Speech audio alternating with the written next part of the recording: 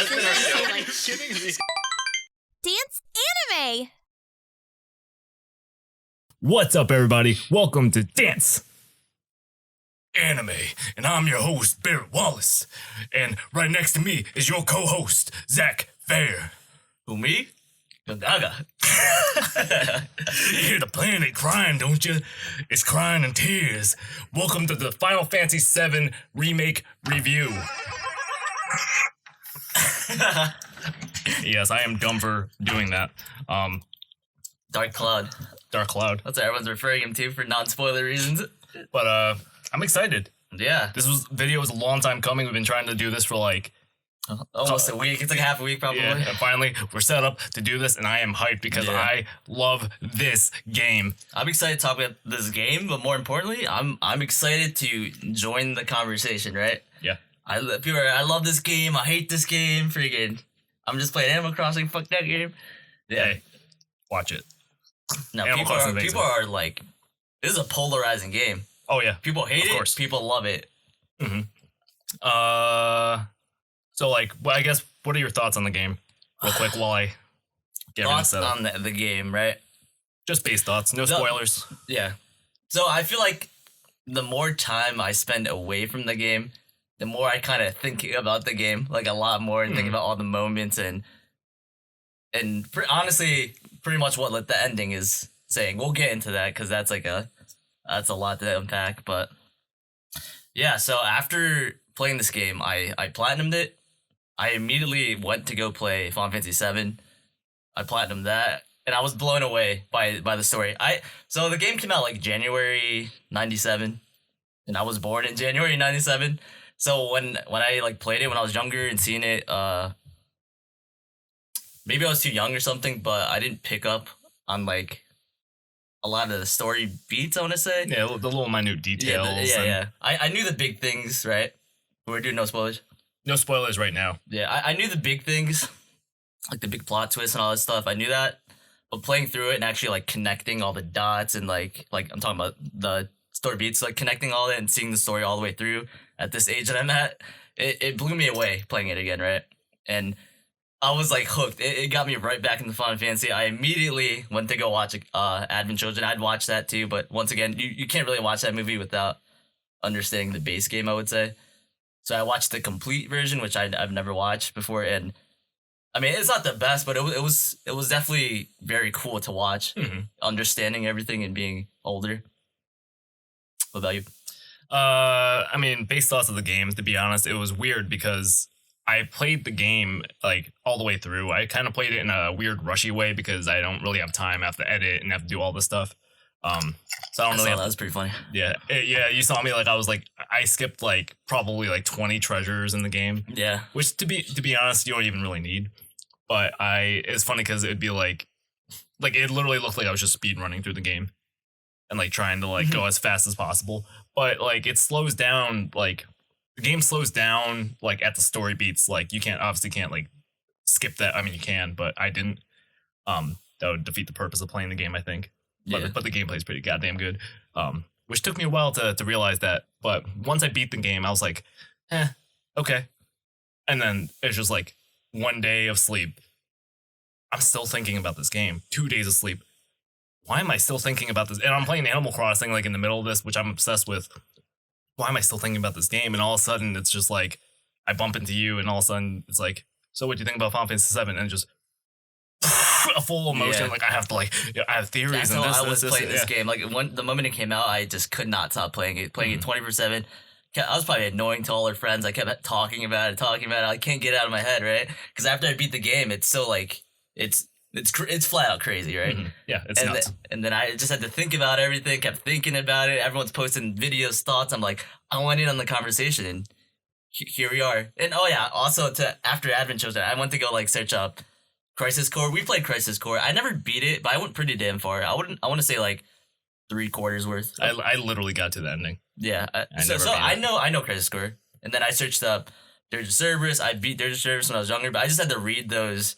And granted, the compilation is like all the works that expanded FF7.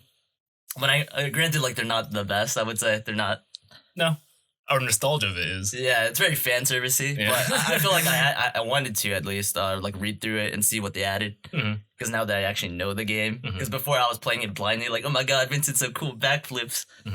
But I say, let's, I guess, almost get into the review. But before that, go to patreon.com/danceanime and throw us $1. I changed the tiers, by the way. I just slashed all the tiers. I just put $1 tier just to help support us, and then I'll figure out what to do after that.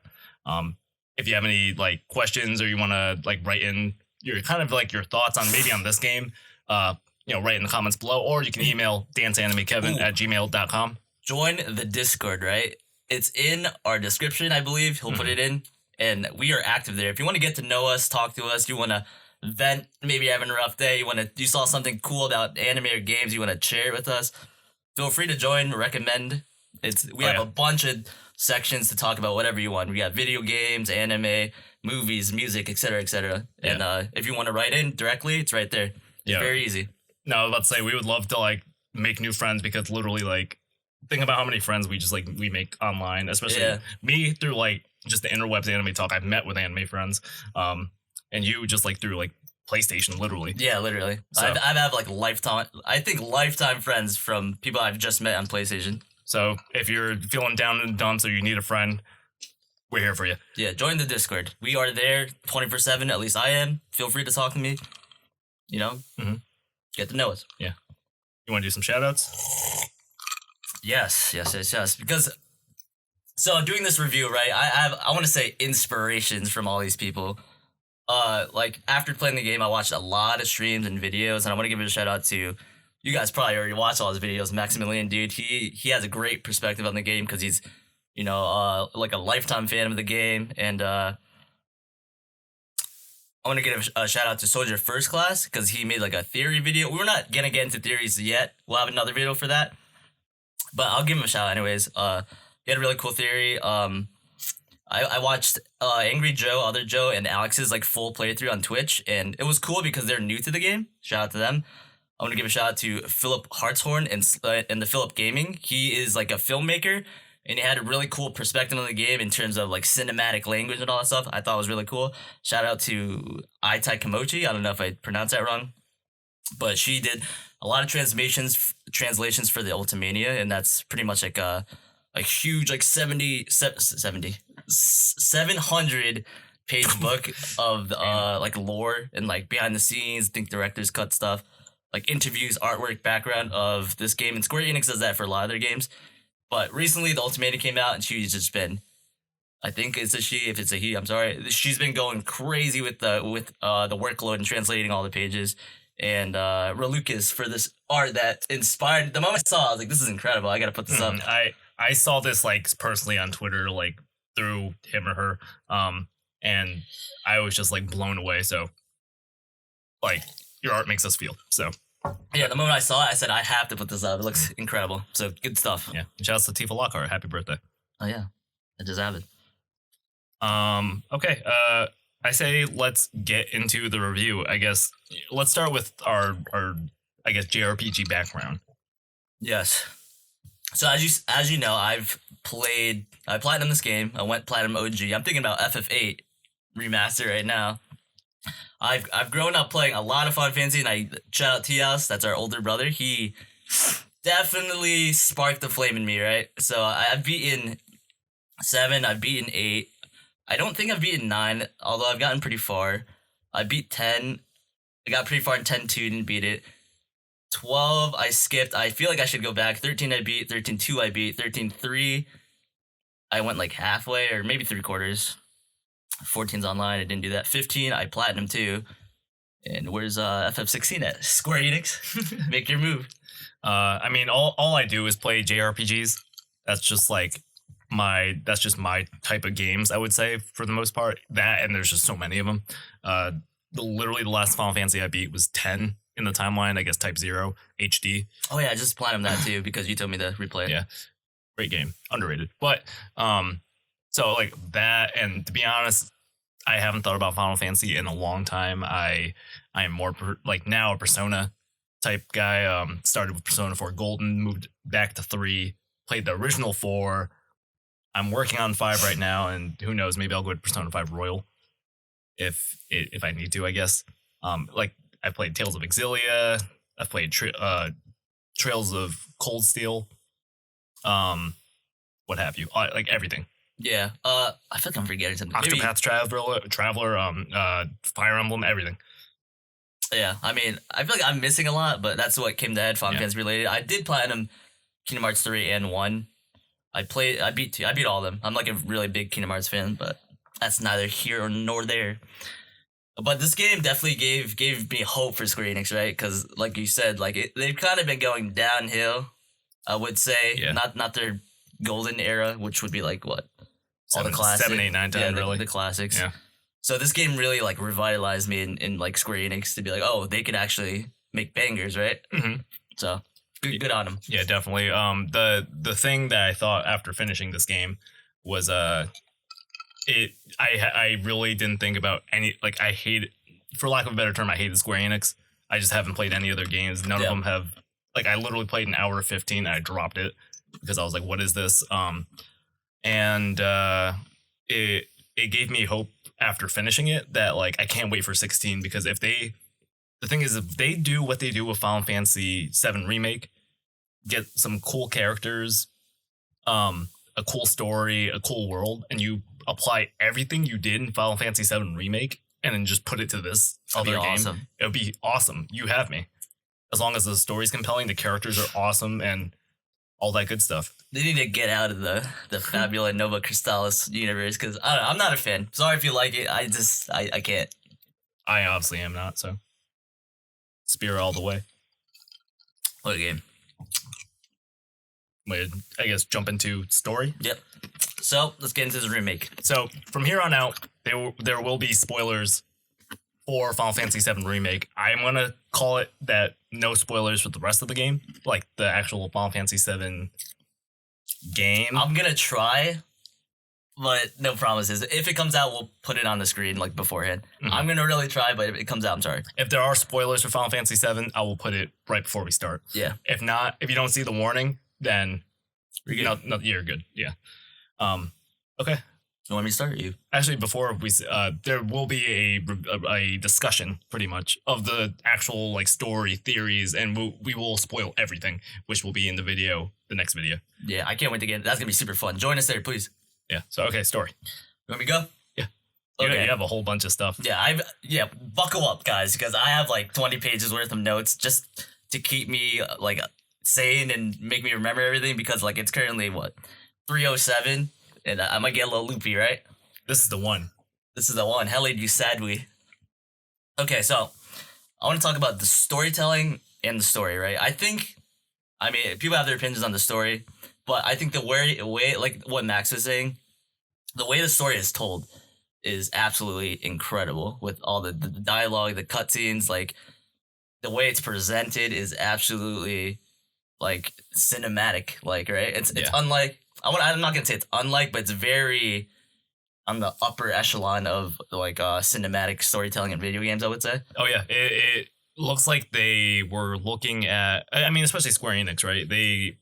I feel like since I don't know, there was a certain point where all of a sudden they started getting really involved with like North American type, IP, mm-hmm. and I feel like that's starting to influence their kind of games and how they envision their games, especially not even just from this game, but past games too, with like 15.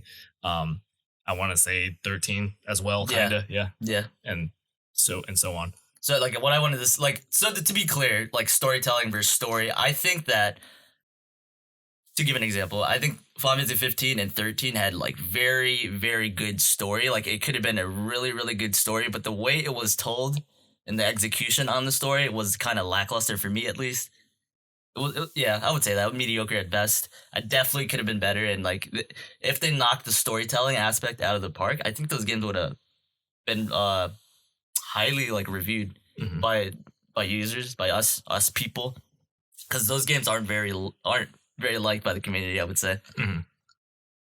Yeah, but the story that's told through characters, NPC with their dialogue telling the story, like as you're walking through, they'll be saying lines, and they kind of world build, and the dialogue changes over time after events happen in the game, and it just adds another aspect and flavor as you're like running through and you hear the dialogue talking about how the plate fall. It really sets the mood, especially with the music, and then I don't know, you're walking around, you feel how all these people are impacted, right? Yeah. And it's definitely world building and tells a story, which I definitely liked.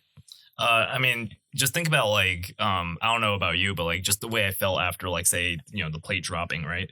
And just hearing people just kind of just being daily life, and then right after that, it's like I'm literally or like you're obviously taking your time, you're walking through, but I'm like running through, and as I'm running, they put you hear the dialogue, which is like, "Where's Dad?" Like, "No, we gotta go," and like you just feel that like The tension, the weight of everything, and how like the implications of just this plate falling and how it affected the lives of people living underneath it. Mm-hmm. Dear God.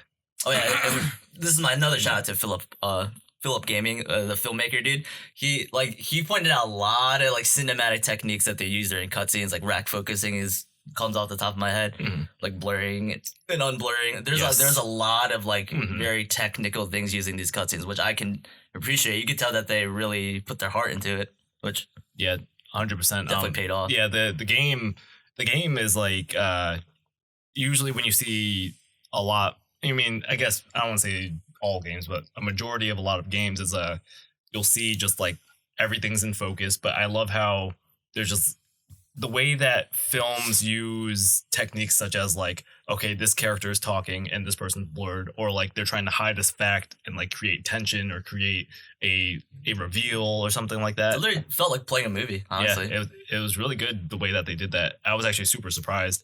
I can't think of any other game. I want to assume The Last of Us does it. Yeah, I want to assume so.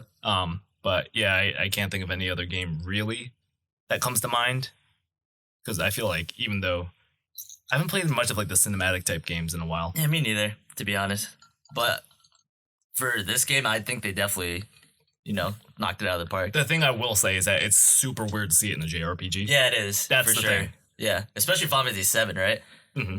Because there's a lot of moments where they like pan to like the exact frames of the original, and they do it in a very cinematic way. Well, it's just like like for example, the game starts right, and it goes, the camera pans around Cloud, it goes right behind him in the same frame where the original starts. Like things like that are like sprinkled throughout the game, and it's absolutely incredible. Yeah, and wait, were you talking about like when like in front of Shinra and stuff like that? Like when he jumps off the train. Oh yes, and then the camera pans right behind him. It's the same exact frame as the original. Yeah, things like that, and also the Shinra when it like pans up like that. Yeah, I want to. Yeah, man, a lot of little things like that. Yeah, I could talk about this game forever, but I love how and I know they were just trying to capture like nostalgia moments. But like just little things where it's like you get that original shot like that like with Cloud and Tifa as kids, and it starts at the moon and they're sitting on like the little water well thing or whatever where you find Ifrit, and it just goes down, and it's that like the corner is pointing towards the middle of the screen, and it's them sitting right. It's the same shots, and it's the same shot from the original. The one thing that I really got hyped for was the whole game is literally hyping you until you get the Shinra. Whether you know it or not, maybe. But you could tell that there's just like, we're gonna get Shinra, we're gonna infiltrate Shinra, until finally they get the reason to with Aerith, right? Getting kidnapped, kinda. And you climb the tower, which they freaking blew out of the park, by the way, because back in the original game you just climb and then you're there. But I loved what they did with like chapter 15. Yeah, was that chapter 15? Yeah, when you're like going on the very like orangey, like the atmosphere. Yeah, you're like climbing all that stuff. That's when you called me out to like check that thing out. Yeah, yeah, yeah. But I got so hyped seeing the like OG like PlayStation 1 cover. I guess it's on Final Fantasy VII Remake too. But from playing the original, you never really got context of like this downwards angle of Cloud holding his sword like this. So it was super awesome to have this tension build till finally the big grand reveal of Shinra Tower. And it pans down again and you see the same shot of the front cover. which was such a cool reveal. And then it just shows the zoom up of Cloud's face of like, I'm gonna get you guys, and I'm gonna get Aerith. Yeah, I mean, it's all over the game, right? Every scripted fight starts like how the original would. They get in position, and then it's like, oh, now you can fight, and then it's all free combat. Yeah. But little things like that, they didn't have to do it, right? But you could tell they cared, and they really put their effort in. I just like, I don't know, it gives you such a nostalgic feeling when you are preparing for a fight, and then they're like, all right, let's do it, and the camera pans right behind us, so cinematic, and they're all in formation. Things like that make me get hyped before a fight. Also, about the storytelling, so I mentioned the compilation. I think I like what they're doing. So they said that they wanted to tie in all the aspects from the compilation that they liked into the game. And for example, the Crisis Core thing at the end, obviously, it's literally shot for shot, line for line of the ending of Crisis Core at the end of this game. What are all the examples? I wrote them down. There's a Cerberus. They have the deep ground facility, which is like the base where you have to go save Wedge. Yes. So the Deep Ground was like a top secret military organization by Shinra, and that's kind of like a little reference to that. Yeah. Just tying a bunch of things in.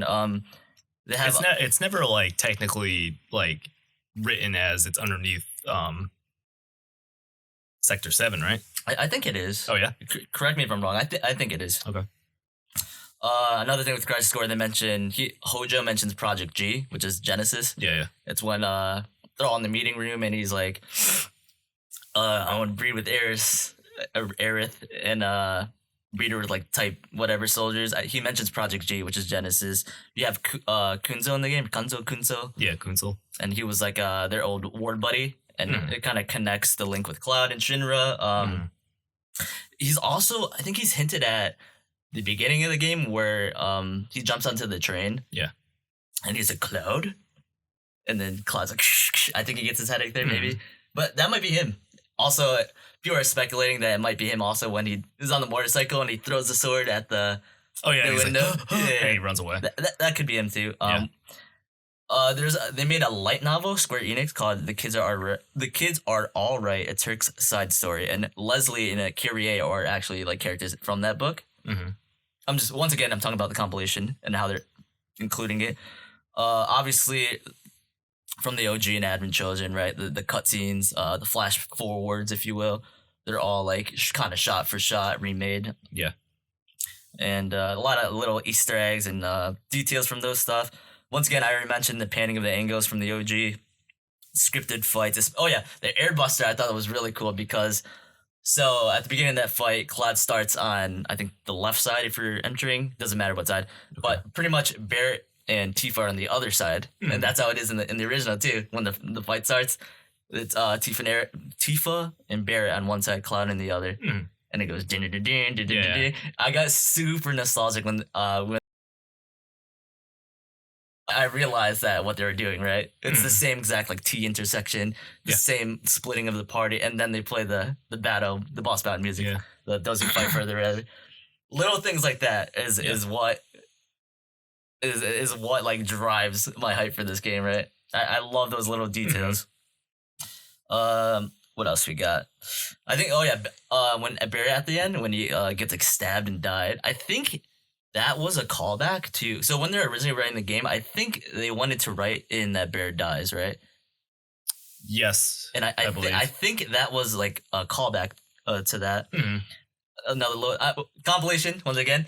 All these little details that they're including from the OG afterward. Not a spoiler, but after Midgar, you figure out that Rude has a crush on Tifa. Yeah. They kind of hinted at that when he's going up the pillar and... He's in the heli, and Reno's about to like get her down, and he bumps him. He's like, "Sorry, your hand slipped or whatever." Yeah. What if they actually write in the? Because like to be honest with the ending, right? We won't go too much into that, but like, it's almost like it's a free for all. It feels like. But what if they write Rude and Tifa together? Yo, people are gonna riot. I know in a bad way. Yeah. I hope not. That'd be hilarious. That'd be awesome. I don't even care.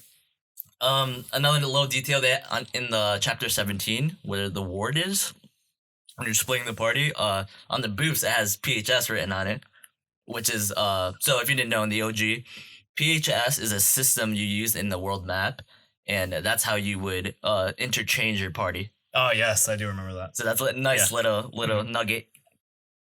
We'll get into this later, but the Whisperers of Fate, the 3 guys you fight at the end. Yeah. I think they're confirmed. I want to say they're confirmed to be Kadaj, Lowe's, and Yazoo from Advent Children. Mm-hmm. Just tying that back in together.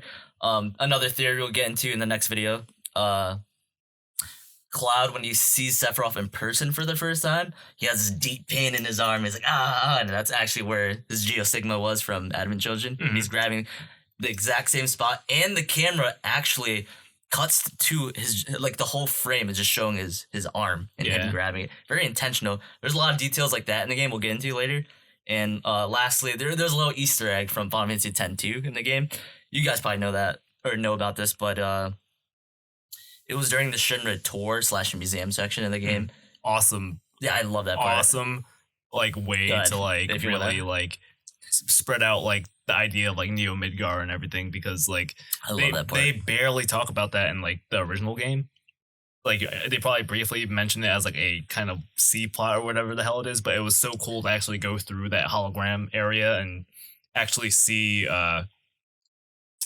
like what the plans were for this and like why they're like, no, we need to find the promised land, and like Mako is like everything to us. Like, you kind of understood what they were trying to do. Yeah.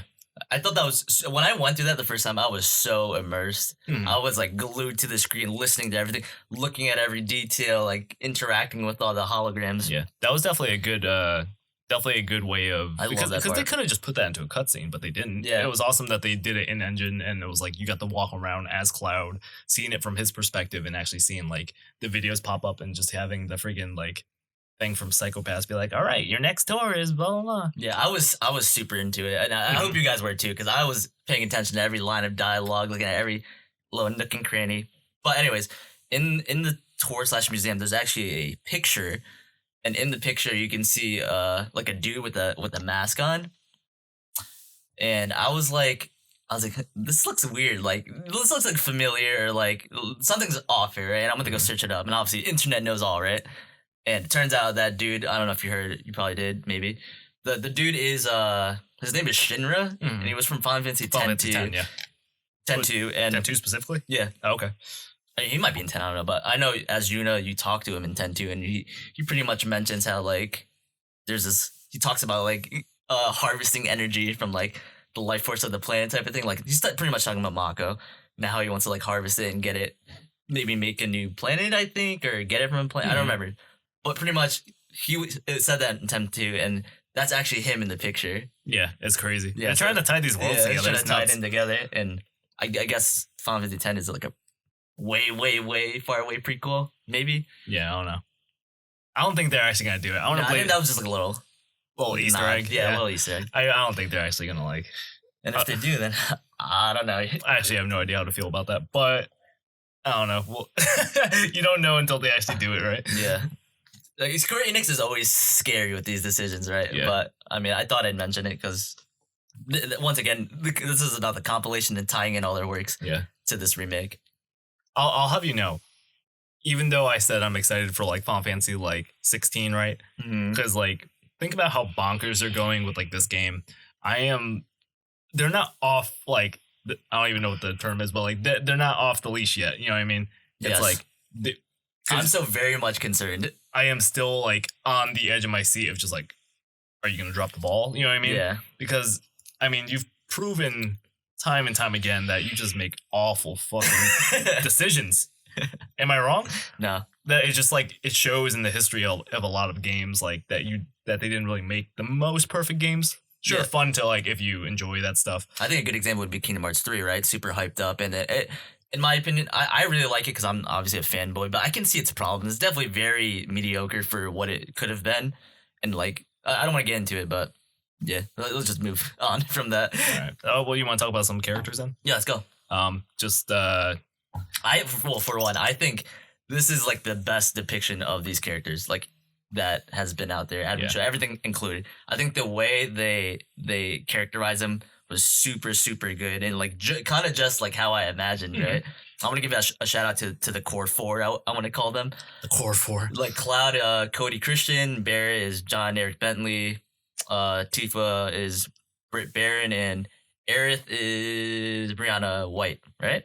Yeah. Yeah, shout out to Brianna White, especially because she's been streaming this game, getting super emotional. Shout out to you. I think you absolutely killed Aerith. And Oh yeah, absolutely. you could tell that these. I'm not gonna speak for everyone else, but I know John and Brianna were they played the OG, I think, before. Mhm. Or no. I think Brianna never played it, and then they played the OG after. Like they played like a little section, but then now she's streaming the whole game and like going through it, and you can tell how much these people care. Is my point. These voice actors definitely care. Oh yeah. About this game, and they understand how much like impact that this game has with people, and they want to get it right. So shout out to you guys for getting it right, in my opinion. Yeah. If I'm not mistaken, I do remember like years ago, I believe she announced that she was voicing Aerith. I don't know. A year ago, maybe? She released a video saying that she was voicing. Yeah, I feel And like this is like her first big role, so Yeah. you knocked it out of the park. Oh, You yeah. killed it. because if I'm not mistaken, I feel like I remember like quote tweeting her specifically when I didn't even know about her. I think she was kind of like, I finally get to play like a character that like I grew up playing and like knew. Like that must be such a cool feeling. Yeah. Because let me tell you, if I got like the voice like Cloud or something, that would and imagine Me? Gungaga.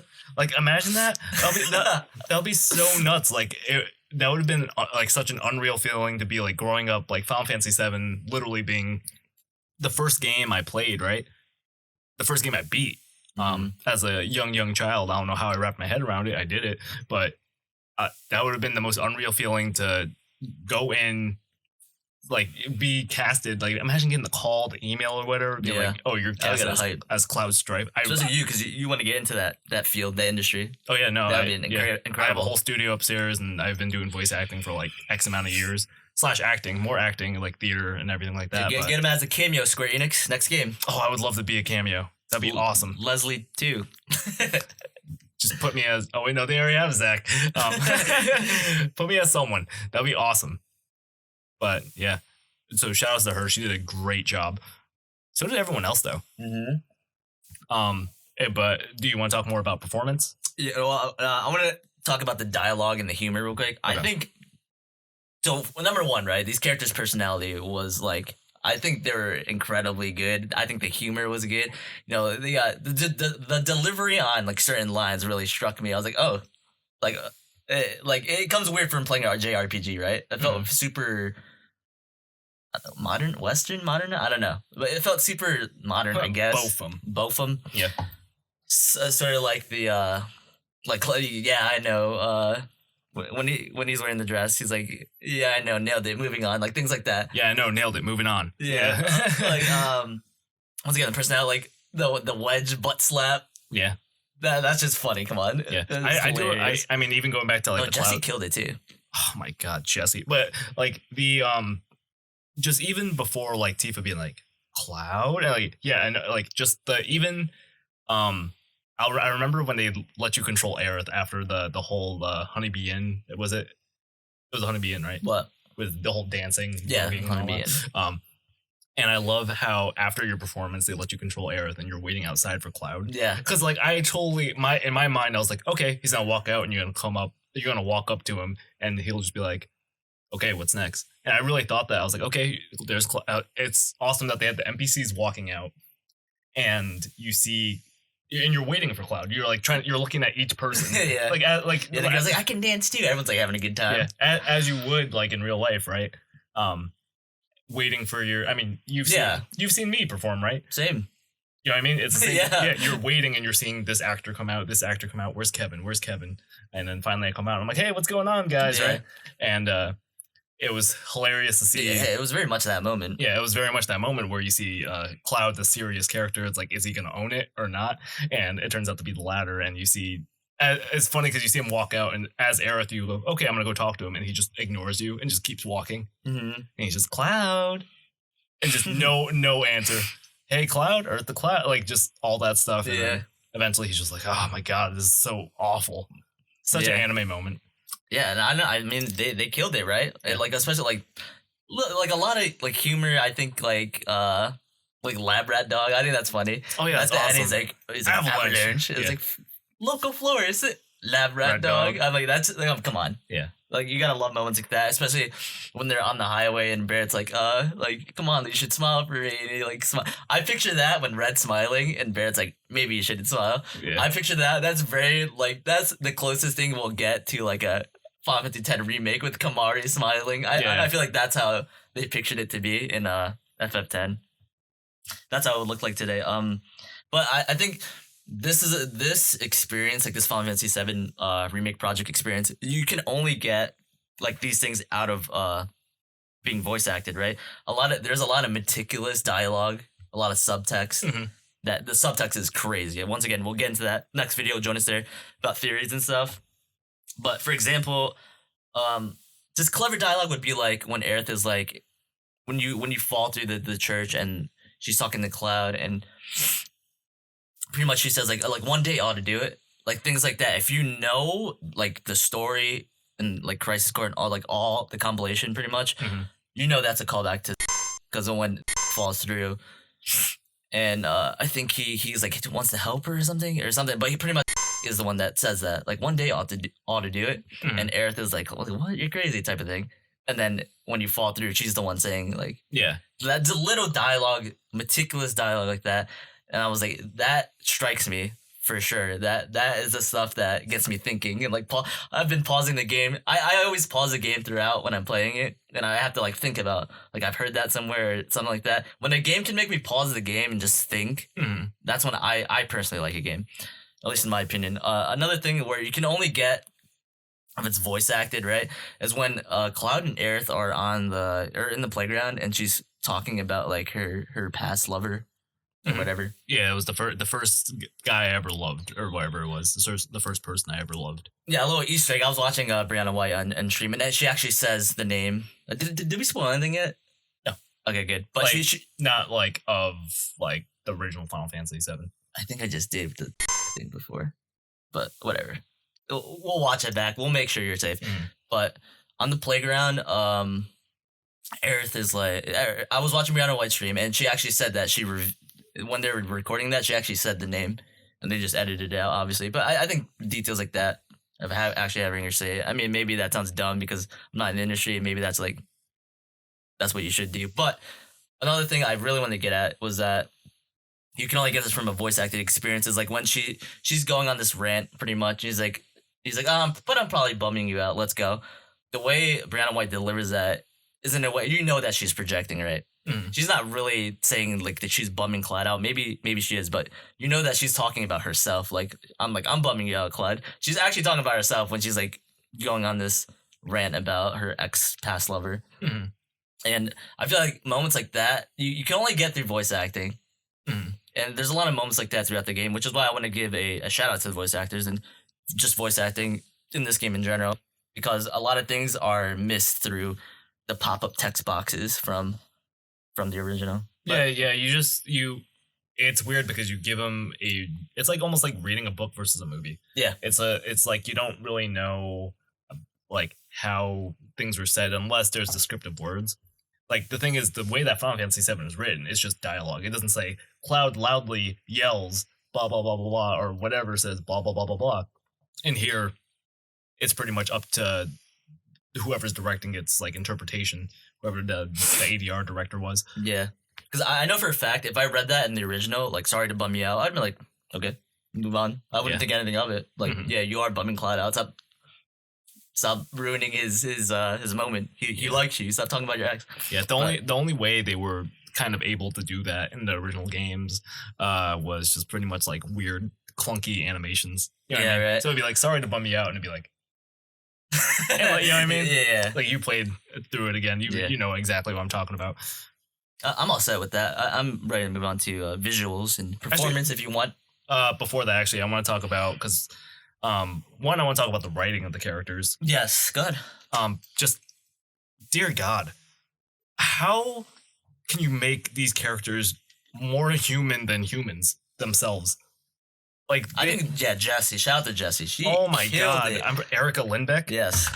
one of my favorite voice actresses, by the way. She voices like Minot in Street Fighter V. So obviously, I freaking like that. She voices like crap. I can't remember. Pressure on the podcast. Whatever. It doesn't matter. She has great credits. Near freaking 2B, I believe she voices. She voices Really? Futaba from Persona 5. Not me, Mizu Sharon. But Your name reference. first of all, she is, when you talk about class act voice actors, Erica Lindbeck is on like the top 5 list. She is so awesome. I follow her on Twitter. I follow all her work, and she's got range. You want to talk about range? Yeah. No. Also, I want to give a shout out. Might as well give a shout out to, I think Max Middleton is with Red 13. Oh, really? I think so. Really? I didn't know that. Red 13, he was imagined like perfectly. I think his voice fits, his attitude. I think he's exactly how I imagined him. Red 13. You know what's funny about Red 13? Red 13's Maybe voice, it wasn't for you guys, but it was the only thing I ever thought of Red 13. He's so short-lived in the game, but like the only thing I got out of like Red 13 was like, damn, his voice is sick. yeah, I like his voice a lot. I was like, I want that voice. When I watched Advent Children, and he has like one line at the end, and when I heard his voice, I was like, no disrespect, but it didn't fit for me. And I was like, what the heck was that? He had like an accent and like, I don't know. No, but I want to talk about like just the writing of these characters and like just mixed with the voice acting, creating this perfectly realized world. Like just little things of like how Tifa is kind of like constantly, should we do this? Should we do this? Always second guessing yourself. It's very much like I don't want to do this, but okay, the friends are doing it, so I gotta. And it's kind of low-key that. It's like she's kind of getting peer pressured until eventually she breaks towards the end. Chapter 14. Yeah. The resolution scene. And one of like the optional resolutions. If you get Tifa's scene, she's which I love, and I don't know whether to talk about which one we preferred. I'll bring it up later. Okay. And just everything is building up to that point. You could tell they had a plan from beginning to end. And I'm sure, because I know how voice acting goes, they get the script right there.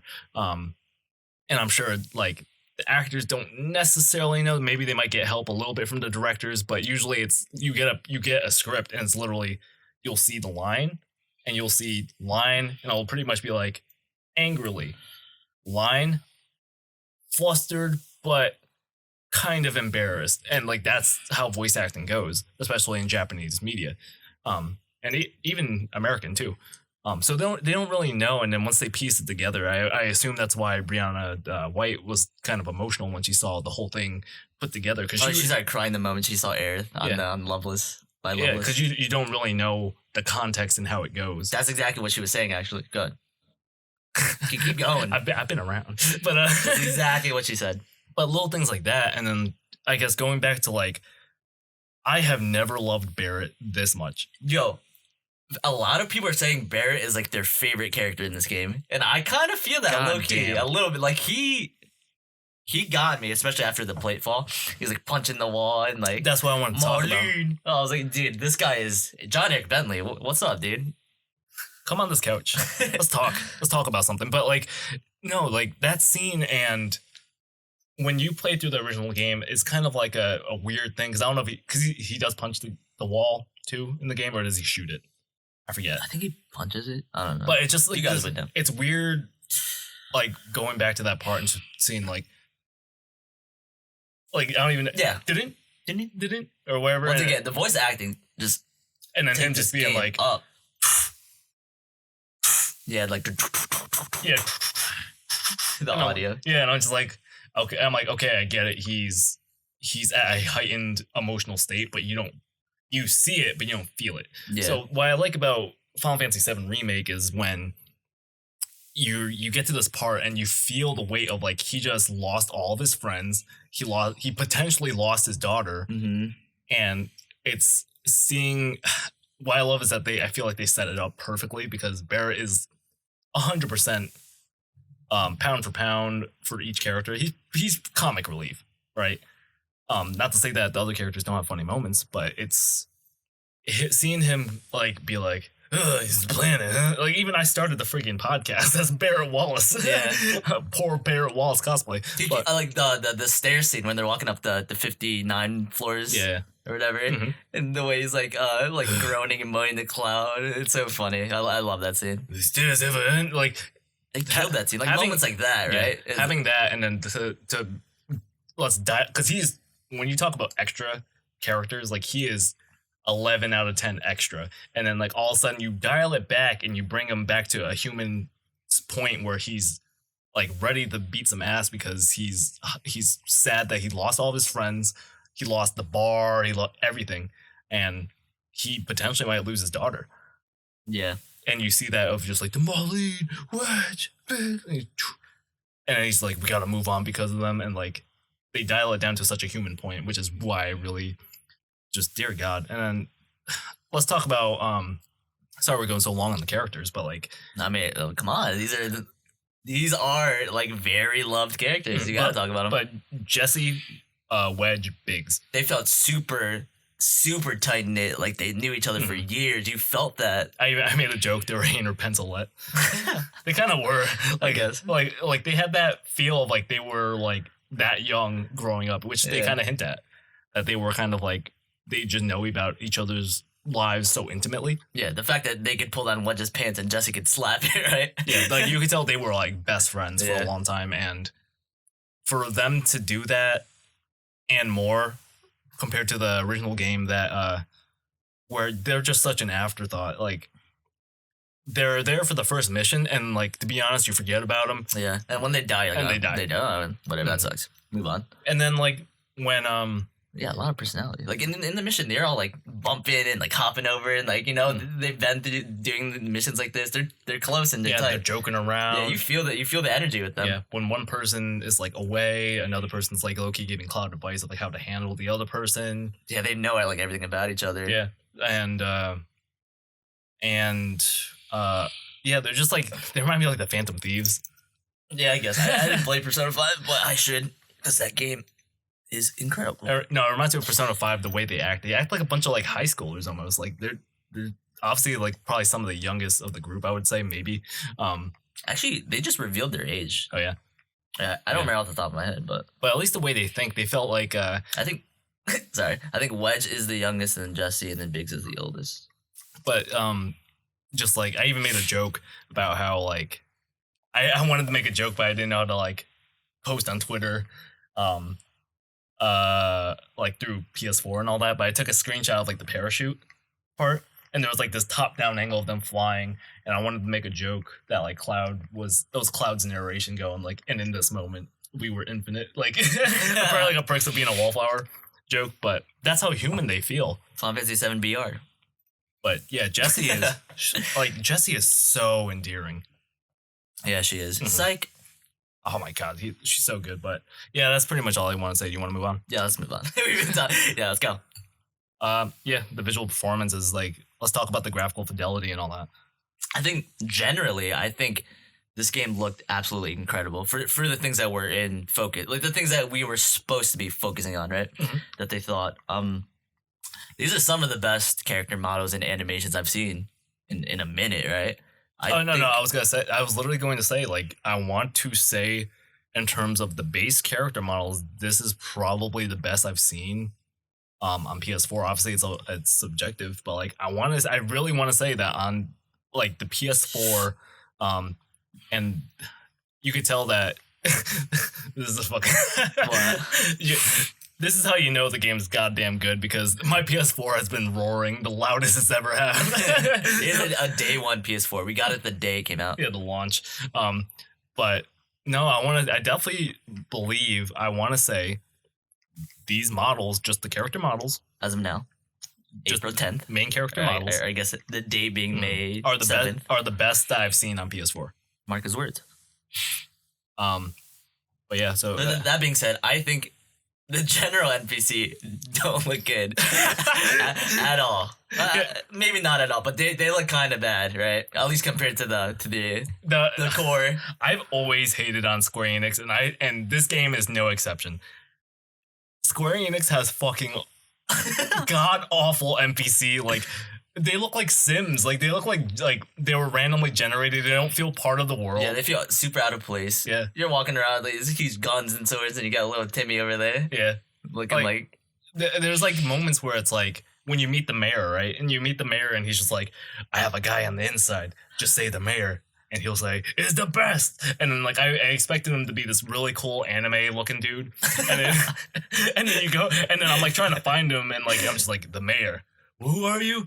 Never mind. Like, and as I'm going through it, and it's just like the mayor, and there's just like this weird fucking dude in a suit with like looks old and young at the same time out of The Sims 3, and like his hair is like all weird, and he's just like, he's the best. And I was just like, you're the fucking rat? Like, I'm like, you? I was like, okay. I thought that part's really funny, but Yeah. that's besides the point. The mayor. Obviously, we got to talk about these textures, right? A lot of people are complaining about textures, skyboxes, and yeah, I think they do look bad, right? Oh, yeah, yeah. Especially some skyboxes look stretched out. Square Enix, you might need to work on this because some of our friends, I'm not bashing on them because, you know, everyone has their preference, but some of them couldn't even finish the game because of the textures, among other reasons, Yeah. but the textures being a big one. Yeah. I mean, unfortunately, there are people that kind of lean into the immersion of graphical fidelity, right? And I'm sure they're not the only ones. Mm-hmm. Luckily, me, I play just indie game everything. So like, I'm playing Animal Crossing, having a great time. Yeah, so, it like, wasn't enough to take me away from the game or like Yeah. my immersion or anything. Yeah. I mean, usually I always say two things, right? I say it all the goddamn time, like a broken record. I say two things that make me enjoy a game is one, am I having fun? And two, is my immersion broken? And one, I had a blast and nothing really took me out of it. There wasn't really a time where I was like, oh, you just broke my immersion. Especially through the graphic fidelity. the only time, and I honestly blame my launch PS4 with the fucking fans going like, and like Sephiroth saying 7 seconds at the end. 7 seconds till my fucking PS4 blows up. When I talked to an NPC, it would just kind of like lag for like a couple seconds. Like I would go up to him, press triangle or whatever the action button was, and they'd be staring at me like, Yeah, I was actually gonna get into that. oh fuck. I poured all the water on the no, but like have like talking to them, they just stare at me and they're just like, so what do you need? And I'm like, all right. I'm like, okay. I mean, I don't make games, right? But apparently, the low resolution was on quote unquote non-essential pieces to ease the loading on the PS4 because let's be honest, PS4 is getting dated at this point for these games. Yeah. But I wanted to talk about loading, right? And loading screens. Okay. I mean, technically, there are no loading screens, and what I mean by that, for everyone that's, you know, very literal, like no screen that comes up that says loading. Only at the beginning of chapters, if you die. Now it wasn't done, but and when you skip cutscenes, I believe those are the only times actual loading screens come up. Otherwise, they have these like I want to call shimmy animations, right? Shimmy animations. Okay. I think sometimes they felt great and natural, like the beginning when after the Mako explosion, and then you're in the little mines with Avalanche and Barret, and you're walking out, and Jesse puts the bomb down. I think those fit the mood, right? I think they felt great. Mm-hmm. But there's other times where they feel like they're either too long or they're just back to back to back. And granted, I know what they're doing, and I'd rather have that in the load screen. But I think there could be better ways to implement them. I don't make games, so maybe there's not. But I know you had a complaint if you want to get into that about like how it was like back to back to back. There was one part I don't remember. Say it again. For the shimmy animations when you're like under shimmying. Oh yeah. That was definitely one of the things that kind of took me out of the experience a little bit. There was just so much fucking shimmying and going. I remember. Go ahead. Going underneath and like those are cool in moderation when you get stuff like The Last of Us, right? I'm gonna be referencing this a lot because I feel like there's a lot of there's a lot of I mean, it's techniques that are throughout every game. They're everywhere. Last of Us does it so well because it's so incorporated into the game, and like if they they build tension using it. Final Fantasy VII, sometimes it felt like it was used really well. but then there were other times where I was like, you're just making me do this to do this. Like, I don't know if it was one to cover up loading times. Yeah, it is. Two, for sure. Or two to just like really get me immersed or some shit like No, that. it's definitely loading. Because the one instance that is still in my brain to this day is freaking. It was like one of the sewer parts, and there was like two like dam bridges. Or some when you're shit like chasing that. that hedgehog pie thing. Yeah, it was before that. But yeah, that general area. Oh, that's just another example though. And there was two like dam doors, right? And you could see underneath like about a half body's length down. Oh, I know what you're talking and about. there was enemies like behind the second door, and I saw them, and I was just like, okay, go underneath. And then it was an empty area, and you're running underneath, and all of a sudden you're in a battle, and I'm like, well, that didn't do anything for me besides just slow down or put the fucking time on my clock. You know what I mean? Yeah. Once again, sometimes it felt great. I mentioned after the Mako reactor. I know one that stuck out to me that was bad was the beginning of the train graveyard.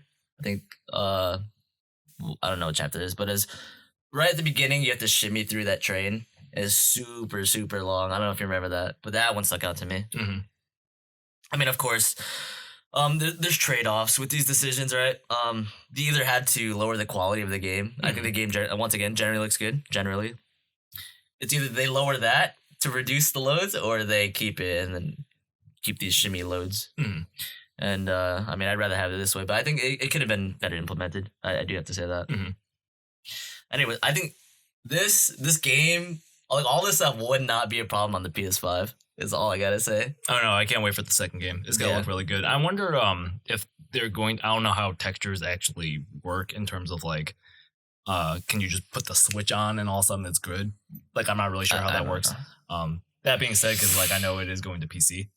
I think so. I believe it at is least for a year time exclusive. Yeah, but like I don't know how that's gonna look on PC because I couldn't even imagine. Even then, I know there's fucking people with way too much time on their hands and passionate about what they do. That will give you the HD texture mod or whatever it is, and it'll look nuts. I mean, for a PS4, I play on base PS4. The game looked incredible. I couldn't imagine on a PC. Yeah, just the way like light shimmers off of them and everything. Yeah, the lighting was incredible. Looks crazy. Yeah, looked like there was like a ray tracing. Like this game literally feels like it was made for PS5 in a way, and they had to like go through and tone a lot of things down because it's PS4. But I would say during combat, I would say like I think the game runs pretty fucking smooth. I had 0 drops. I haven't in my 100 like plus hours of playing / watching the game. The only frame drop I saw was with you. I feel like I have to mention it. It was during the super epic cutscene, the cutscene at the end when they're it literally like stuttered like probably like 5-10 frames or something like that. Yeah, a good amount of frames. I was like, whoa, I've never seen that before. Like Cloud was here and then Cloud was like right here. It was Aerith when she was it the cutscene. I mean, I could say it's spoiler. It was right after you beat the Harbinger and the Whispers, and then they're like, "Where are we?" And it's like the water around looks like Bloodborne with Rom. Oh yeah. When they're on the water and like, what's happening? And Aerith is like goes across the screen, and she was like, "Yeah." I was like, "What?" I have to mention it. Oh yeah. Out of all those hours of playing, I thought the game ran smooth on combat. I thought looked incredible. There's particles flying everywhere, right? Everyone's charging things. There's ATB wards on the ground. There's like a summon animation going around. There's limit break animations, all these particles. And then during a boss fight, you'll have a cutscene with the boss fight all in the same fight. And it just runs incredible. With all that, it just ran incredible. I didn't see any drops. Because I do want to give a shout out because I don't know how much like computer power it like really takes to do this, but remember when you were watching me at the ending because you were like desperately wanted a friend to talk about this shit, but like when because all their friends they didn't want to beat it, and I was like, whatever, I'm not gonna force them to beat it, right? But I had all my limit breaks like set up during the last fight against like the Harbingers, and I'm like, you know what? There was like the one last Sephiroth actually. Was it Sephiroth? Yeah, I think it was Sephiroth. That's why it was so epic. So it was like with Sephiroth, and it was just like, okay, here's the last beat down, and like I had all my limit breaks set up, and I go Tifa, limit break, switch to Cloud, limit break, switch to Barret, limit break, and it was just seeing, knowing that the PS4 is literally having to process all this shit. So it shows Barret all zoomed up cinematic going, and I'm like, you know what? And I was like, just low-key just trying to hype you up, and like I press right, And then it goes to Tifa, and she's like, and then it switches the Cloud, and he's doing the friggin'. It looks so cool. I should have told you to save that clip. We might recreate it maybe, but I'll put something in. But like, and then seeing it just and just it looks so cool. And then seeing him just like get defeated was like, yeah, the particles flying everywhere. This thing's in the sky, just like flying. It looks crazy. It looked unreal. But anything you want to say? I'm ready to go to the next part. All right, let's talk about the soundtrack then. This soundtrack, right, is a 10 out of 10. No one can convince me otherwise. The soundtrack was incredible. Mm-hmm. I think they took every soundtrack from like where they like what the OG Advent Children, Kingdom Hearts 2, whatever. They enhanced everything, right? It feels like they took the iconic songs like One Winged Angel and the Genova theme. They like put it here, and then they extended it, and they had like an ending, and they just made it longer and like just enhanced it. Like for me alone, I would purchase the soundtrack for $60 alone. I loved it personally. It was like one of my favorites of all time. And playing through it and hearing even the new songs like the Collapsed Highway. It's like and then like the battle music. There was that one song that sounded like from The Last of Us again. It was literally like it was like a slow, like depressed guitar, like ding ding ding ding ding. It was like the main theme. Was it Hollow Skies is the variant? Yeah. It was played during one of the ruins parts. Or whatever. I was thinking of I think Sector 5 when you come back after the plate fall and you go back to Sector 5. It's like that guitar. Yeah, that's what I was thinking of. I don't know, the way it might have been that, but like no, the way they used music in this game to almost tell super clever too. Almost tell a story within the background almost, and not only that, like give subtle hints to like what's going to happen if you know the lore and everything. Obviously, if we'll you don't get into the theory shit. Yeah, there's a bunch of music. Yeah, that just hint at this, hint at that, and it's just like, why would you be playing that song at this part? Yeah. Or why would you be playing this song at this part? If you truly are a nerd about Final Fantasy VII, it's like almost as like imagine if you're watching. I haven't watched the new Star Wars, but you're playing the Star Wars thing, and they're hinting at like Darth Vader or some shit, and you just hear like a slight like. But like not the whole thing, but like kind of a couple notes and then fan theories and people are putting strings up. It's kind of I mean the thing that comes to mind is like Jaws, right? The dun dun dun dun. And you kind of know. But it's like as if they only did the dun dun and just left it. Yeah, and just exactly. Stopped. And they're like, okay, we're giving you the little like crumb to like hold on to of like. Did I just hear that right? You know what I mean? Yeah. It's awesome what they do. The music is super dynamic too. There's like a DJ in the background like fading things out seamlessly and like transitioning music during like fights, coming out of fights, all this stuff. Mm-hmm. And it's super cool. It's switching on the fly. There's like 90 million remixes and mashups of every song in the game. And yeah, I love how like when you go through like an epic boss battle or something and there's just like 6 versions of the game that like it's like a very story boss battle, like a very like detrimental to the story type thing, and it's just like as you're going through the phases, right? Mm-hmm. You're getting a taste, and all of a sudden, tease you, and they know how to build up hype, for lack of a better term. It's like they give you a little bit of like a thing, and it's kind of like going at a mellow pace, and then they up it a little bit, until finally it's like the big grand finale of the boss, and it's like, no, we're giving you the full version, fully remastered, and like giving our little like touches that make it like really hype. It's like their Smash Bros theme. Yeah, I mean, the moments that come over like the Genova right at the end of the boss fight, it's like it hints at the din like during the fight, and during the last phase it just hits like the din, and you're like, oh my, like it makes you want to pause and just like, yo, this is like my childhood. It's like, yeah. Same thing with Sephiroth. When they kind of hint at the beginning, it goes like, obviously the fight starts like din din din din, and then it kind of like moves away from what we know from the original, and then I think it's right when he pulls out the wing. Yeah. Then they restart the din, it's the original din, din, din. I was like, oh my god, moments like that get you hyped. Mm. That's what I love about how they handled the music and made it super. Yeah. Once again, like they like cut it, stretched it, both sides. It's super dynamic. I loved it. Anything else about soundtrack besides it's fucking great? No, that's a 10 of 10 for me. Yeah, that's like I would buy that on vinyl. Yeah. So good. That alone, once again, I would buy that for 60 alone. I wish they. I know it's super early in the game, and I feel like they will do. Oh no, they did. Oh yeah, they give a lot of shout outs to like the original with the jukebox and the music, and they even added new ones in there too. They definitely pay his respects to the history of the music. But what I was gonna say is that I wish they had like a vocal piece, and I was like, oh shit, they do right at the end. That's actually the main song. It's called like Hollow, I think. Yeah. That shit was so like, it made you feel. That was like such a great like, this is the end song. And it was soft and somber enough. Weirdly enough, they made it somber when the ending isn't really somber. It really isn't really like that like mellow sad. It's just like, I get it because they only put in the controversial Zach carrying Cloud. Yeah, I guess a little bit. But the way that they made it soft enough that you yourself could like think upon what is happening. It wasn't hype. It wasn't really. It was more like thinking music almost. It was like the chill lo-fi beats to relax and study to kind of thing. I mean, it fits. I think this game is a super thinker. Oh yeah, 100%. Thinker. It's weird because you don't realize it until the ending, and that was me when I first beat this game. It was kind of just let it sit, and then I let it sit, and as sizzles and as I said before, like as the days were going on, I'm like, I can't stop thinking about this game. It was because that everything was fucking put in your face, even from the fucking trailers, like that they say. But we will get that into the next episode. This is like therapy right now. Oh yeah, like you're talking about this game because you just can't get it out. The more we step away from playing it. All right, are we down with Sunshine? We're good. All right, let's go to the combat feel and gameplay. Dear God, you want to start it? Yeah, I did not like it.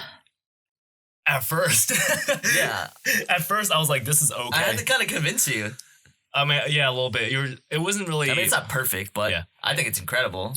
No, the thing is like, you didn't really convince me. It was more like, you were just like, no, dude, you just don't get it yet. Yeah. I was like, you don't get it. And I was like, I think I do. Like, my freaking brain. I was like, I'm doing the thing that I need to do. And I'm like... And it was after it was funny because I think you came in the next day and you saw me using Tifa and you were just like, okay, Kev, and like you saw me actually flowing with the characters and stuff like that. And that was when I was like, no, this feels amazing. This feels. I don't know how Square Enix did it. Whoever developed the whole battle scheme system, and I guarantee you, it's so in depth that I know for a fact they spent a shit ton of time on it. Yeah, I think it was in Ultimania that they were working on to get it just right, like a lot. Because the thing is, I believe that if you don't have gameplay, your game is gonna suffer a lot. Like I mean, like if your gameplay is like mediocre, like say the gameplay is mediocre. If anything's mediocre, it's gonna be bad. But if like literally the gameplay, the part where you're supposed to have fun playing this shit, if that fails, your game's gonna fail. But I would argue Last of Us. A lot of people don't like the gameplay, and it's not the most. The thing is, I don't think Last of Us is bad. I think it just is. It suffices, unfortunately. But that's another whole thing. But sorry, where was I again? We're talking about combat. Oh well, whatever. We're talking about how like it suffers if 4 a.m. If it suffers when gameplay suffers. The game suffers if the gameplay is bad. Yes. As it should. But I don't know how Square Enix somehow made because for some background, I hate action RPGs. I just hate them. I liked Kingdom Hearts 1, and then after that, I was like, what the hell is this bullshit of just like, and it's just, like, I hate the way that feels. Like, it just feels not right to a JRPG. You guys don't get triggered. It's just his opinion. It's just my opinion. I just, it's all subjective. Yeah, feel free to disagree with us. I'm a man of turn-based, right? And I was one of those guys where I said, and I think it was because Persona 5 and Final Fantasy VII Remake, I believe, were kind of around the same time of announcement, I believe. Not an announcement, but like, I think Persona 5 was coming out, or just came out, and Final Fantasy VII Remake got announced. I thought it was like 15. Those are like the two going head to head. 15, Final Fantasy 15 and Persona 5. That's what it was. And I remember playing Persona 5 at the time and being like feeling the high of that. And finally Final Fantasy 15 came out, but then at the same time they announced Final Fantasy VII Remake that they released the trailer of like Barrett and Cloud walking. Yeah, way too early in my opinion. And I remember playing Persona 5 and being like, Final Fantasy VII Remake needs to be turn-based, but mad. I was the same way. And yeah, exactly. I was so mad. I was like, why is this not turn-based? I don't want to play this as an action RPG. Like, I'm tired of this. Because I was like, oh, this would be so cool if it just looked like the original game. But then they made it just super cinematic and everything like that. Yeah. Kind of like a souped up 13, if you will. Yeah, a little bit like that. But I don't know how they made this game feel like that. It feels like a modern Final Fantasy. Yeah, it's so weird. It's action RPG, but then It feels like the old fashioned, like But- brought to modern day. it's the way it looks, right, is action RPG. But the way you think, Yes. but the way you think about going At about least it, us. I mean, I think you should. yeah, the way you think about going about it feels like that ATB turn-based Yeah, type gameplay. it's the perfect blend of like tactical and action, right? Yeah, this is like unreal. This is unlike anything I've ever played before. I hate that shit too. I feel like it was like the best of both worlds from Square Enix. Like they kind of brought the kind of action side from like Kingdom Heartsy, FF15, and they kind of got the good best bits of like 13 with Stagger and the tacticalness. Yeah. They just put it together and it Mhm. worked. Yeah, there's nothing more. Good. I was going to say there's nothing more satisfying than like, because you had like your roles, right? It's like Cloud was like almost like big damage boy, and like Barrett was like, Barrett was kind of like you could shoot things from a safe distance. He was the shooter, right? But then Tifa was like, get your stagger bar up, and then once you have Tifa going and like build that stagger meter till you hear that, and he falls down, and all of a sudden you just switch to whoever your favorite character is, and just fucking go to work. Especially if you like fight a boss, get the stagger going, boom, all my limit breaks are set up. Oh my god! And you lay down like big boy damage. I would say that So satisfying. the system is, I would say, easy to play but hard to master. I want to say, Yeah. Or like by master I mean like be super effective and like So like really like the most efficient you can. yeah. And let me say I got pretty good at it. I'm not gonna lie. But yeah, I want to talk about the ATB system. Like you were saying, pretty much when you attack or when you wait, it's just like consistently going up gradually. Mhm. And when you hit and when you block, if you're using like certain materia and if you get hit, all that stuff, it'll go up even more. Same thing with your limit. If you get hit with your limit, or sorry, if you get hit, your limit bar will go up. And I think if you do damage, and I know especially if you stagger, it flies up. And yeah, we talk about the pressure stagger system. What I liked about the tacticalness is where it comes into play is when you exploit enemies' weaknesses, they'll get pressured, right? Oh yes, the pressures. You keep exploiting their weakness and they get pressured, and then pretty much when they're pressured, they're in a state where their stagger meter could fly depending on what you do. And pretty much what I did, at least I think it was designed this way, but when you exploit their weakness, you pressure them, you see that they're pressured, you use everyone's ATB to use focused abilities. Mhm. So Cloud has focused thrust, and Tifa has focus strike, and Barrett has a focus shot, right? I'm sorry.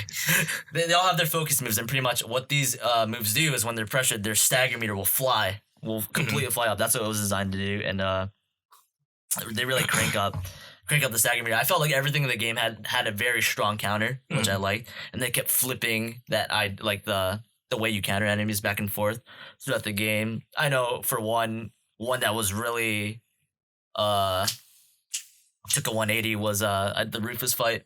Yeah. I mean, you powered your way through because you were just rushing and played on easy. No disrespect No, I played to on your easy players, but I know on normal that really shakes you, that fight, because it's designed where they just gave you a sword prior to the fight. You didn't get it, obviously. It was in a treasure. It was a very, very obvious treasure because it was designed once again to beat Sephiroth with the Buster Sword. he beat the game with like out changing equipment, weapons. He didn't upgrade any. I literally did not open the I mean, I did open the menu, obviously, but like I did not even go through the menu at all. He did not go through the material. He did not go through the material, the equipment, the upgrade SP system. But that's a great tell to saying that like casual players could go yeah, do this. I mean, that's easy mode, right? right? Yeah. Yeah. What was I saying? The Rufus fight. So you get a sword right before the fight, and it's kind of designed where that's a fight where it really tests your tactical ability, I want to say, and how you assess like what's going on, and like because when you hit him, he'll immediately counter you and like body you, right? And it's a very apparent like you can't just fight this by mashing square. I felt like I did almost. I mean, you did. So what he did is he kept doing it and like magic and kept getting hit, and then he would get his limit because on easy mode you get your limit like crazy, and he would get damaged like crazy, and just keep limiting. Oh yeah, no, for like I definitely want to believe that was the fight where I cured the most. Because this dude just kept freaking doing a 180, shooting me with a fucking sawn off, like right in the back of my head.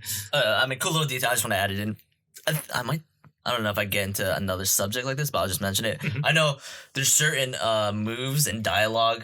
No, I think I do talk. I'll talk about it in a sec. But for that Rufus fight, it was designed where you get that sword and it actually has an ability on it called counter stance. Okay, you were telling me about this. Yeah, so once again, we're talking about how everything has a counter. That's the subject right now. But pretty much with the sword, you use counter stance, and anytime he hits you, the cloud will like zoom up to him and completely like get him off guard, and then you beat him up after.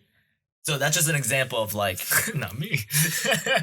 I mean, that's how the fight was designed. Yeah. This is an example on like how enemies are definitely counterable, right?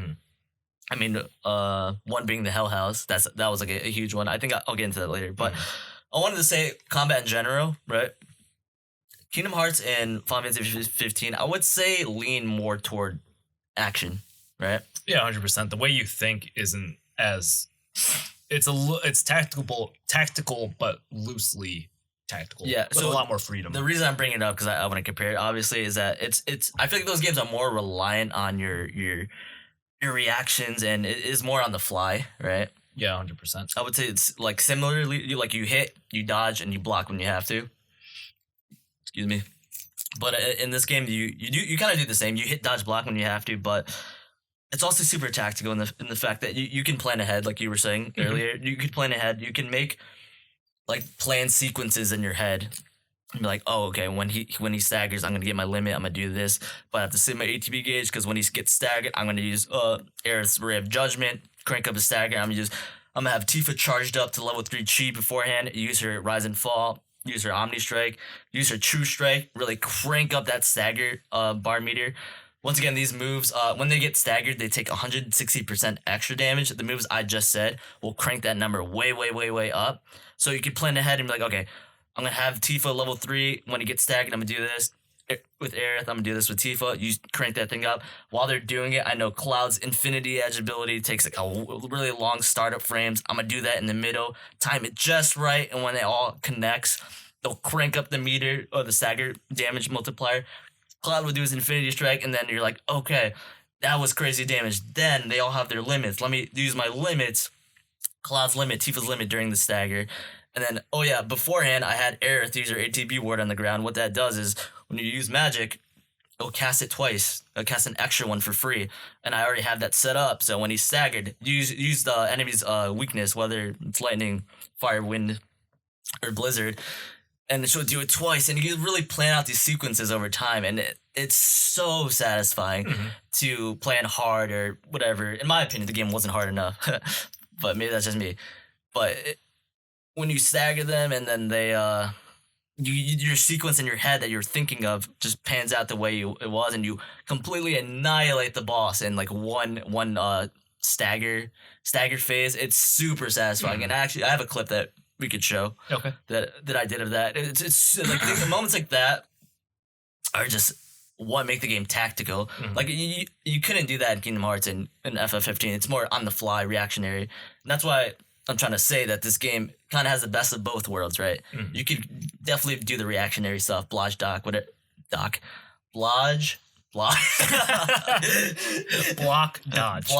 dodge, and hit when you have to. But then you can also you have that tactical side where you exploit weaknesses and do things when you have to, and it makes for incredible gameplay.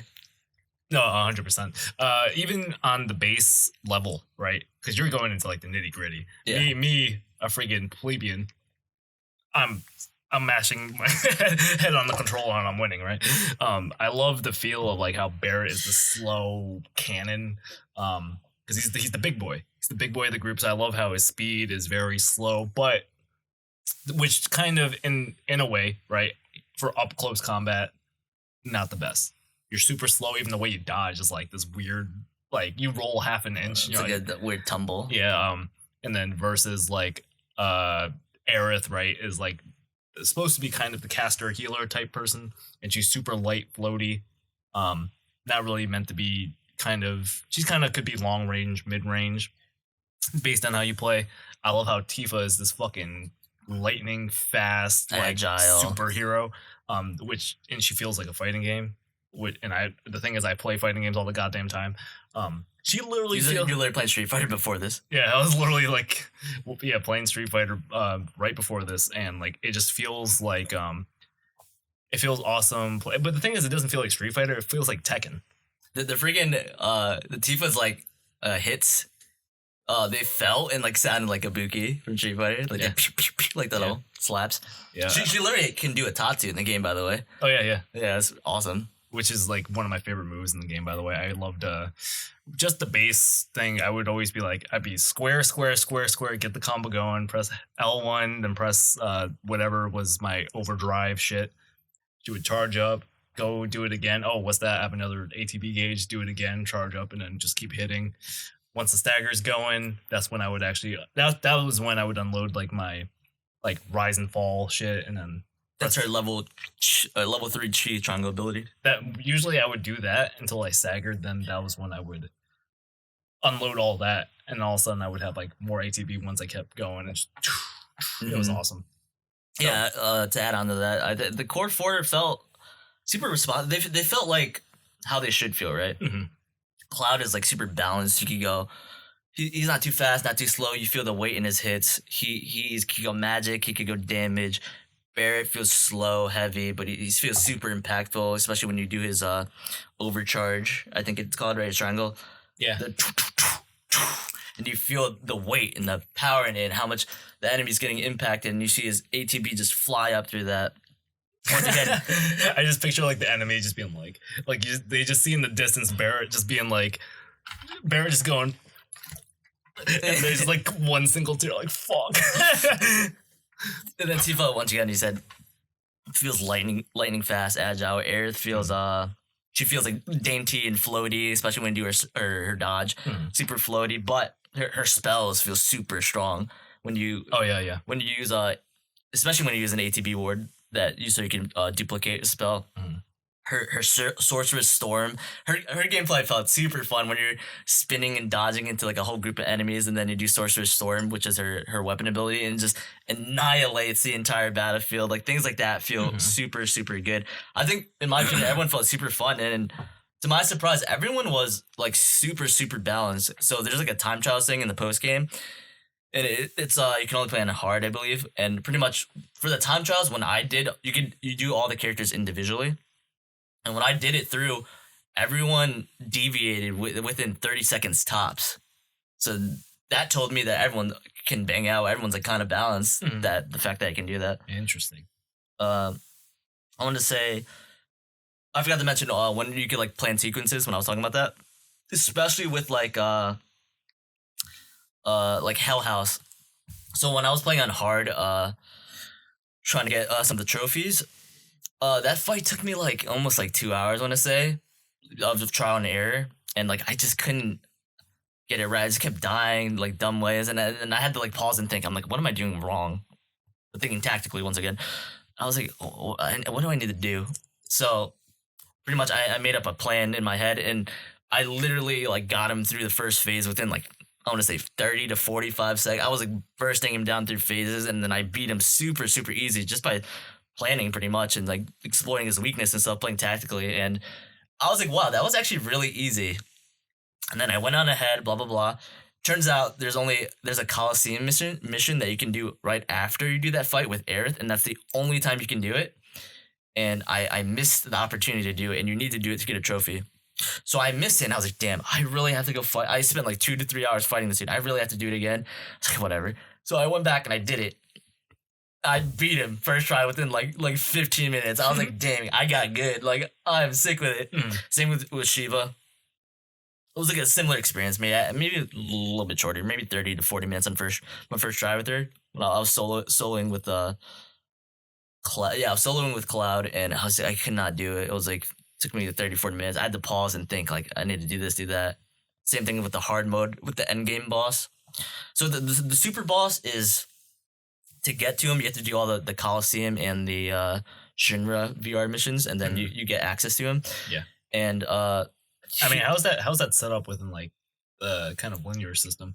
You know what I mean? Because like obviously in a regular RPG, yeah, like, so you have to go back to the chapter. It's kind of inconvenient in my opinion. yeah, that's super weird. You have to go back to the chapters where you get the Coliseum. You do them, then you get to jump to this chapter or whatever. I think it was whatever chapter you have Aerith with Hell House the first time. You need to do that one. That's the only time you get access to that. And then you could do all of them right there. I believe on hard mode you could do all the rest of them. Or you might need Tifa and Barrett, so you might have to go to the next chapter to get that. So maybe 2 chapters for the Coliseum, kind of inconvenient. And then you can skip ahead to chapter 17 where they give you a new VR. Which will be the super boss. Yeah, he's located there. But okay. On chapter 17, they give you Chadley is there, and he has a new VR simulator pretty much. And when you're there, you have access to a bunch of them. And when you complete them, then you get the endgame boss. Now, what I'm getting to is when you fight the super boss, you have to go through a gauntlet of all the summons that you get. Okay. You fight Shiva. Then you fight Shiva. Then you fight Fat Chocobo, then you fight Leviathan, then you fight Bahamut, and then when Bahamut goes half health, you fight Ifrit with him. Dear God. And it's only available on hard mode. And then this is all one go. One go. Oh shit. And then you fight the super boss, which is what's his name? Pride and Joy prototype. And that was awesome. I wish there was more experiences like that. I wish the game was harder in general. But what I'm trying to get at is when I was playing that through Shiva, I just kept getting bodied. And I was like, what is going on? I was like, it was because I was like on autopilot. And I was like, I need to think about this tactically. And then like the moment I did, I planned it out. That's when I planned out like the stagger sequences and limits and cranking it up. And I annihilated her within the first stagger. And I was like, wow, like there are levels to this combat system that make the game great, in my opinion. I mean, for my playstyle, I since I'm a Kingdom Hearts fan, I naturally lean toward KH gameplay in terms of the quick commands with the L1. I naturally play like that, and I want to give a shout out to Tifa because she was my favorite because I had super fun times with her.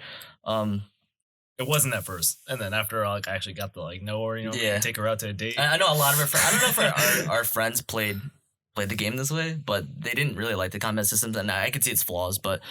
When I did all that stuff and it kind of clicked, I was loving it. I was loving Tifa, like the real time linking and comboing her abilities. Not even just her normal square combos, but her actual abilities with the quick commands. It felt like I was playing a fighting game. It was crazy. Like I was melting like beefy enemies with her at default level chi. Just casually doing the quick commands and bodying like this. There was like one enemy in a VR simulator where.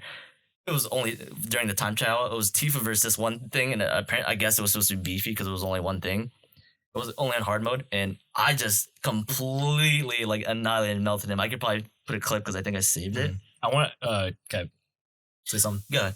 I wanted to give a shout out that because at first I was playing the game kind of like turn based because I was just I was being an old man and being like back in my day, turn based games are the only way we play JRPGs and. So at first I was playing as if like abilities menus. I was going through the menus, having it slow down and going din, din, din, din, din, you know what I mean? And actually doing that way. And then if I had to do like my attack damage, I would obviously press square, mash square, hit it against my face and shit. Yeah, that's when it got super tactical. When you go to the menu, it slows everything down. Yeah. I do want to say that that itself does not feel cheap. To me, it doesn't feel cheap. It definitely feels good. Feels good and balanced. It doesn't feel like a forced compromise. I want to say all it is to me. All it is, it felt like it was just like that way of tactical thinking is a little bit slower than you would when you were pressing your L1 shortcuts. Now I want to talk about. We're still talking about. I mean, I gotta break down this combat system because I feel like it's getting overlooked. Do you have before you get into that? Just put a pin in it real quick. Yeah. Are you going to talk about the air combat at all? Yeah, I was gonna. Right now? after this. Okay, go.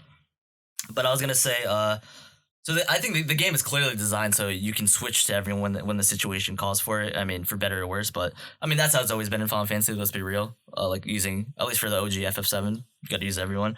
But I think they made some okay compromises for solo players. Like I know our friend, he exclusively used Cloud, which is fine. I mean, that's the way he plays. In my opinion, I don't think the game was designed that way. I don't think you should play like that. But I think they gave you the option to do it. Yeah, I mean, they hint at it like when you like in the beginning, just like little things like in the beginning where it's like they introduce like, hey, maybe these enemies right here should be a little bit better if you use Barret, right? Yeah.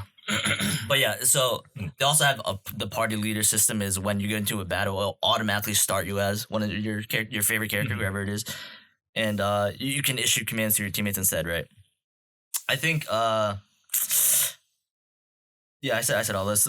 Like when you're switching, it's kind of like the OG. But for me, I mean, I'm not gonna knock you if you want to play that way. That's the way you want to play. But in my opinion, it kind of feels like, say you're playing the original Final Fantasies or Final Fantasy VII in this case. The original Final Fantasy VII, you go skip. Yeah, exactly. Exactly. That's how it feels, right? Yeah. So their ATBs are all charging, and you get the air. Nope, skip. Get the bear. Nope, skip. Go to Cloud. Yes, Cloud. Oh yeah, hit him with that Buster Sword, boy. That's what it kind of feels like, in my opinion. Yeah. I don't knock you for it. I mean, I wouldn't be surprised if a lot of people just want to play Cloud. The thing is, you can't have them both. Yeah, right. You can tell they wanted to keep the teamwork aspect of it intact, and unfortunately, it's like if you like it one way or the other, one side's not going to like it, and one side is. Yeah, and if you don't like it, maybe the game's just not for you, right? Yeah. But I think for solo play, so your teammates in ATB bars, like the non-active characters, they will go a little bit slower because you're obviously not attacking. But I think they made the compromise for that, right? They give you an option to speed it up, which is kind of the trade-off that you have to make if you want to be a solo player. They have the first strike materia, ATB stagger materia, steadfast block materia. First strike, you start the battle with more ATB on everyone. ATB stagger, obvious, when you stagger an enemy, they all get ATB charged like crazy. Steadfast block is when they're auto blocking as non-active characters, their ATB barge will go up more than it would usually, and they'll take less damage from blocking. But especially the ATB assist materia. When you're using this materia, pretty much the active character that you're using, if you spam a certain ability, like three abilities in a row or something, if you just use your ATB meter, which you will, if you use your ATB meter, it will charge your teammates' meters up. Like I think I've never used it, but I think a lot, especially if you level up to max. So the option is there clearly if you want to play solo. Okay. So if you want to play Cloud and spam whatever ability, triple slash, whatever, your teammates' meter will charge up. Obviously, the trade-off is you have to use those materials if you want to play that way. But it was funny because like whenever I played, it was just like, oh, what's that? I'm in this enemy's like combo hit stun. I'm like, I don't feel like waiting. I want to mash buttons, and I go to the next. Yeah, exactly. That's kind of what I did too. I think it's kind of designed to be that way, right? Yeah. When you're doing a charge, maybe like I don't want to wait. I want to play. Switch. And then now when I talk about air combat, if you want to, go ahead. Yeah. Fucking sucked. God damn, I hated the fucking air combat system. Yeah. There was just like, I want to say like 19 out of 20 times was I just Tifa or Cloud just like in midair smacking fucking wind. Yeah. Like, goddamn. The air combat feels super lackluster. It needs work, but it gets the job done, but it's just mediocre at best, right? And also, the one thing I wish they did just for the sake of anime-ness is just like, because when I do hit an enemy, right, there was times where I was like Cloud, right, and I wanted to friggin' like jump up in the air and I'm like hit, and I'm like hitting people in the air like this soldier or whatever it is, the paratrooper. And I'm like end my combo and I'm falling down and I press the menu. I wanted to feel like Breath of the Wild almost, where like in midair I could just like cast Firaga or some shit. That would've been so cool. And I understand. Yeah, that would be cool. I understand you have to charge up. Yeah, it's like the super OG shit where they stand in place and. But I wish it was just like hit, change lock on enemy, and he just like. Yeah, I get the balance and charging super hard spells. But I want like a It's funny because I hate on action RPG. That's such an action RPG. It's such an action RPG. I wish there was a maybe I'll regret it if they actually put it in. But I want to try out a system where you're fighting and then you can like charge and run with it and then throw it while you're running, like throw a fire rocket or something. Yeah. But I could see that getting out of hand. But it's clear even though the air combat's kind of lackluster. It's clear they want you to switch, right? Obviously, they want you to switch to air to do the thing, and I would love to see partner dynamics. Yes, Oh my like god, team up attacks and stuff. I wish you could like fucking Tifa just like they have like Kind of like the bouncer, if you guys remember that. yeah, like hey, come on, like Yeah, and you press whatever button, and then you or do even if it was like Tekken, that'd like be super cool with imagine- everyone like mixing together imagine if you had like a all launcher. the combinations of like what everyone can do. Yeah, this is such a dumb comment, but just like imagine if you had like a launcher type move. So you have like your hit, and say like if you press like up strong attack, right?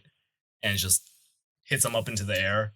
And then you can press like another button to have like cloud assist and that'll take an ATB gauge or something like that. Oh my god. Yeah, that's like Oh my god. enhancing super action RPG, right? But super tactical. You're using your ATB gauge trade-offs. But I'm That'd be sure just the awesome. visual would be one stunning and that would just lead to more dopamine in my goddamn brain because Lord knows I need it. But I also want to mention, maybe this is the nostalgia in me, but I wanted to mention in the original, right? You couldn't attack or steal from afar either. You needed long range materia to attack like farther enemies, and maybe they can incorporate a materia where it's like air combat. But then again, people would be like, I wish that was just baked into the game, which I kind of agree. But I thought I'd mention it. Okay. I mean, right? It's just like any other Final Fantasy. FF10, you need like what Lulu to deal with elemental enemies. You need Waka to deal with air enemies. You need Riku to steal from Machina, right? Yeah, to destroy them. Yeah, every character seemed to have Their role. their role. It's kind of the same thing in this. Yeah, they had their clear weaknesses and they had their clear strengths of like kind of how to tackle a problem. Mm-hmm.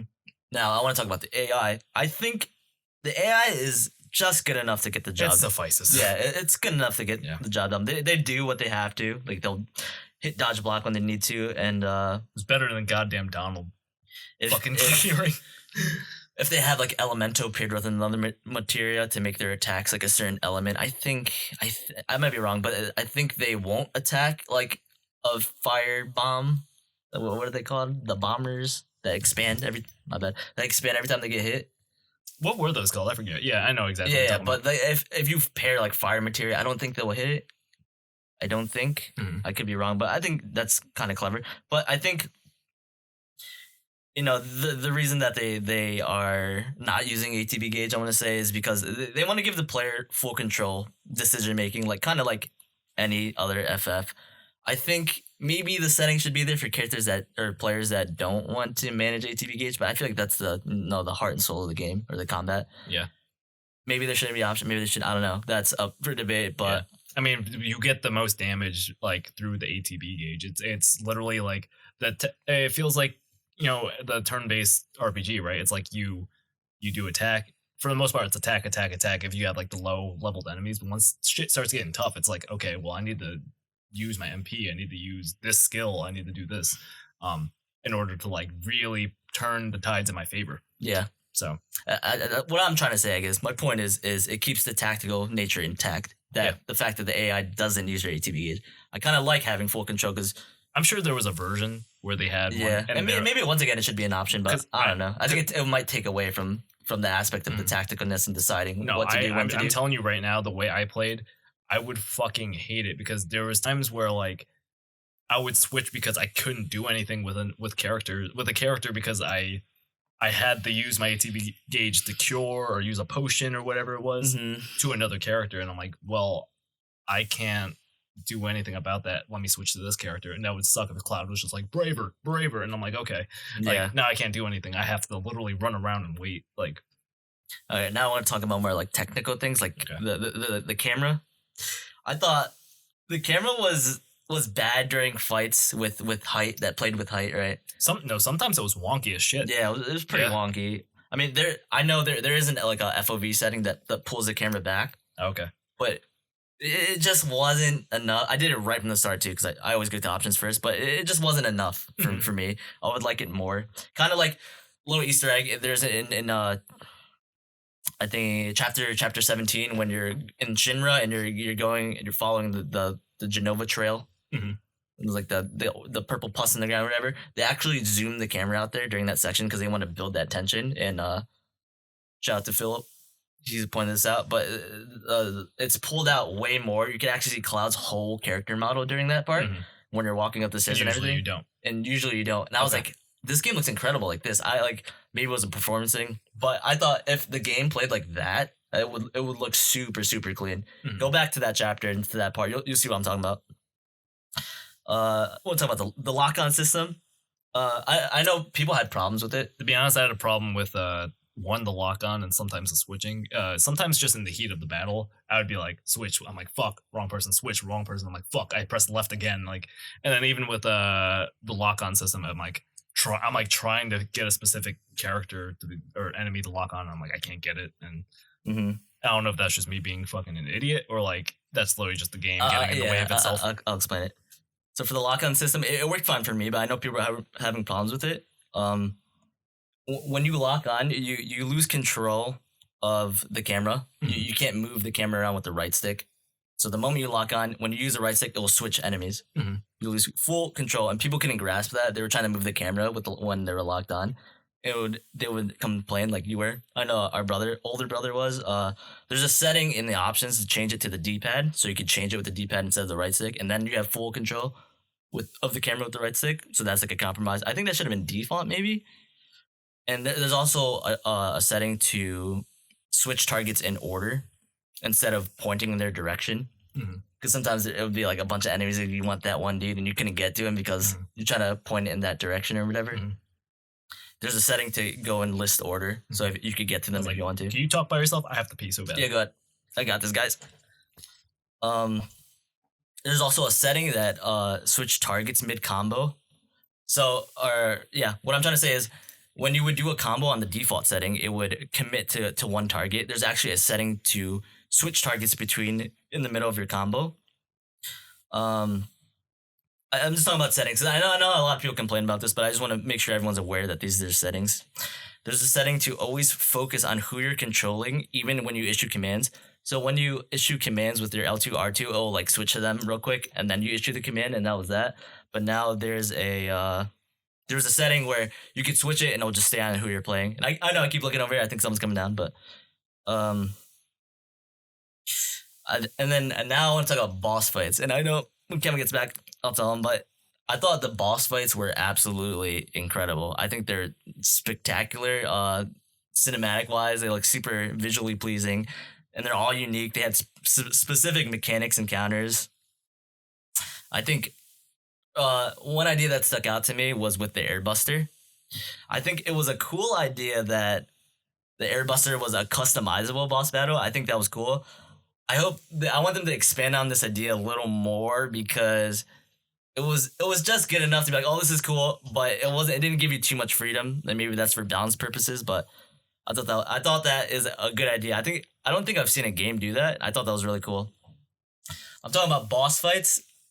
No, I'm mentioning how I thought they were super unique and incredible. And I thought the Airbuster was one where it's like you could customize the boss fight. I thought that was super cool and unique.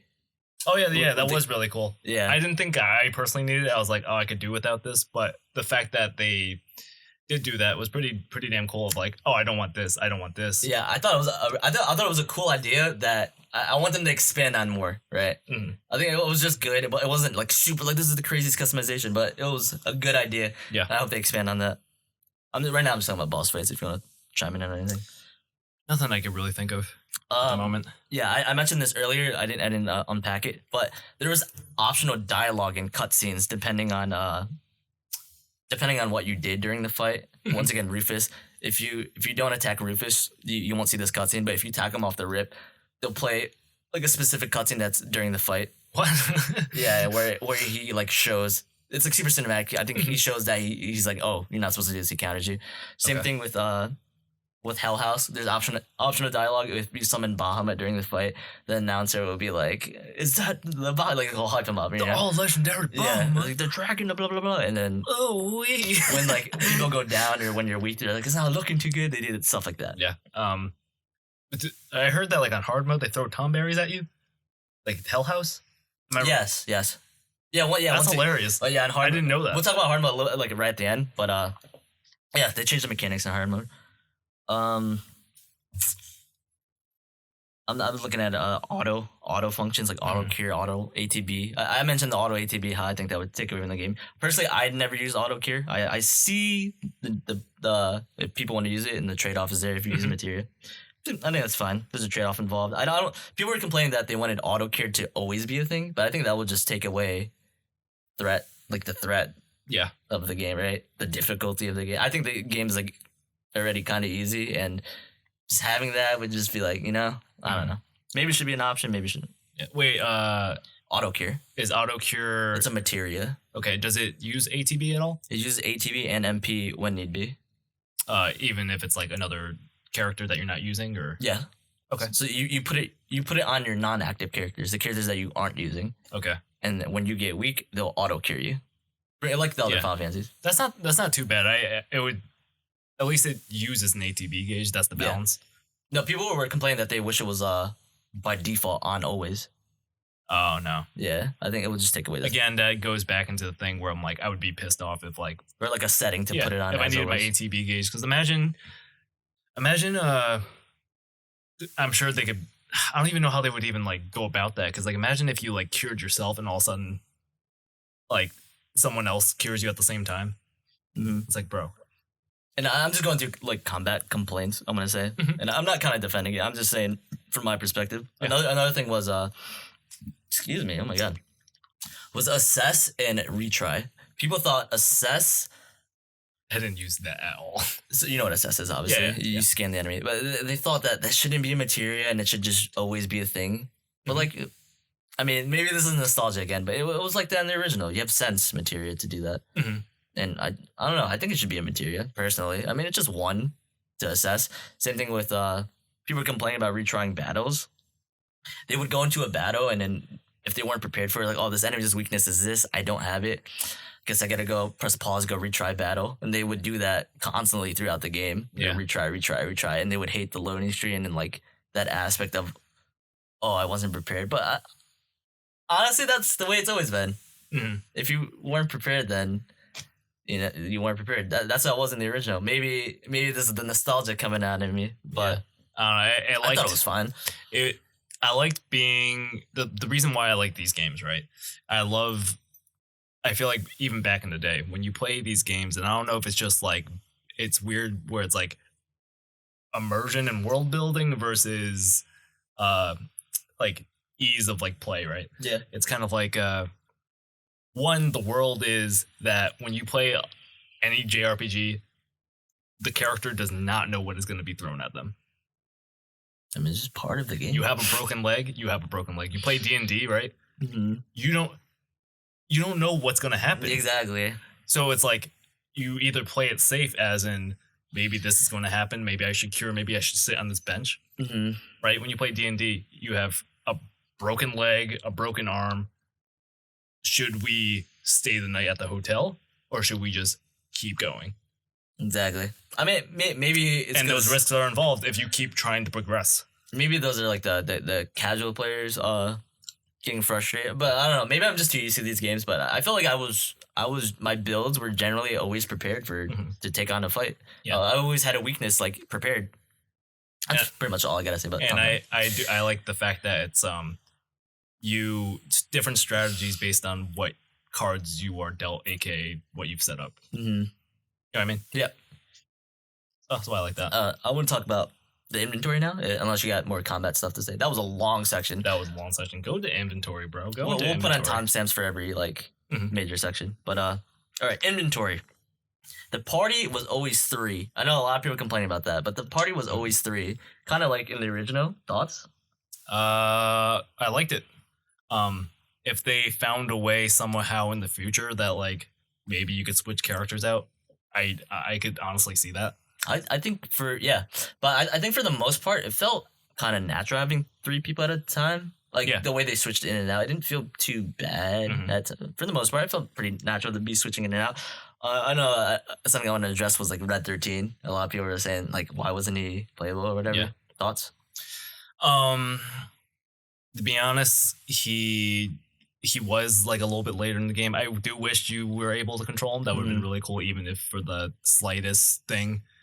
Even if you were able to like somehow get an assist button from him or something like that. Yeah, that'd be cool. I hope they include an assist system in the future. But imagine if like he had like some sort of like in this game was like, I don't know, he had some sort of strong ability that was against like staggered enemies. Once you stagger them, you can press R1 or some shit for like to use your ATV or something. To use the friggin' it's like summon ability.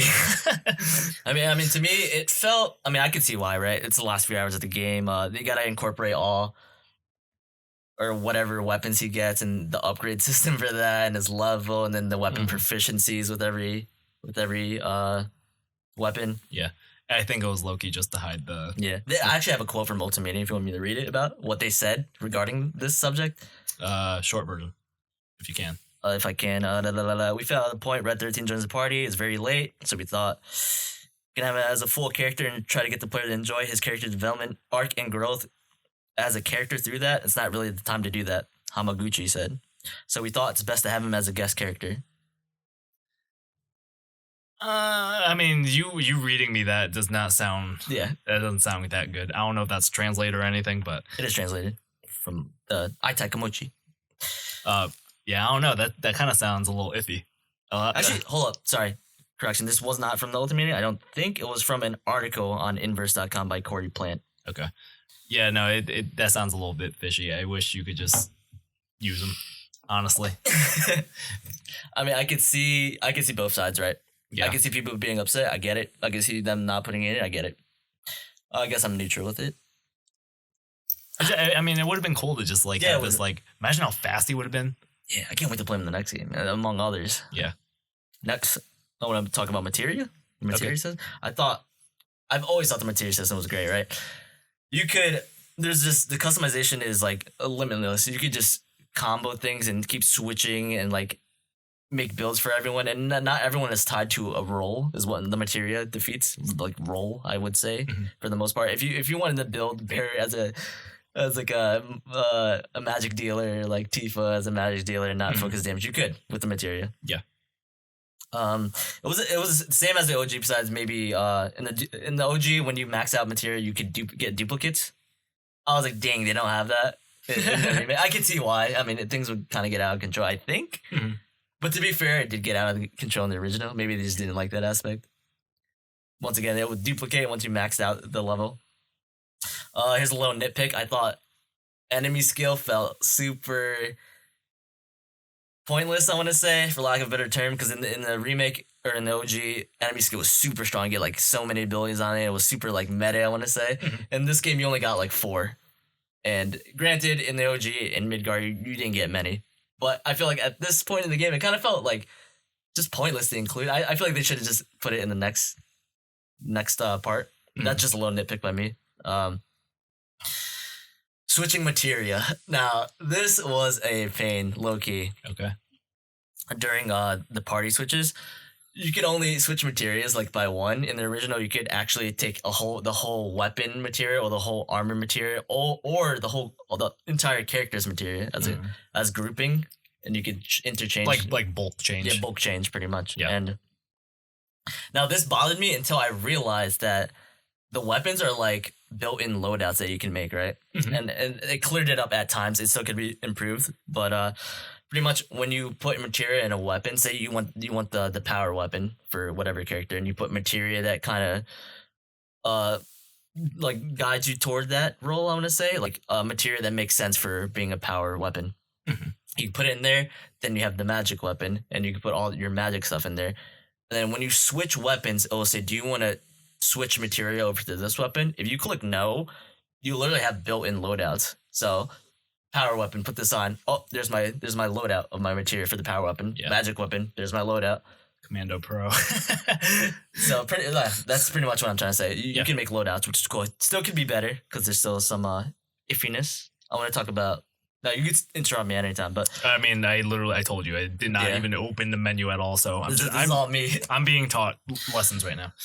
Okay, so weapon upgrades and proficiencies. I thought it was awesome how every weapon had an archetype. Every weapon you could play through beginning to start. You played Buster Story, a lot of people did. because it's like I think it was just like one, it's iconic and right? the visual of like, and it's just good. Yeah. It's balanced. It's both magic, powerful. He has a magic sword, obviously, defensive sword. Mhm. He has a super power sword. I use that because I'm a freaking glass cannon and everything I do. And I liked how you can when you switch weapons, they all fit specific situations. For example, when I was playing Hell House, I was like, I need to use magic. Take off this power weapon, put on the magic sword. Boom, load out, all there. Didn't have to change anything. Things like that, I like. Still needs improvements.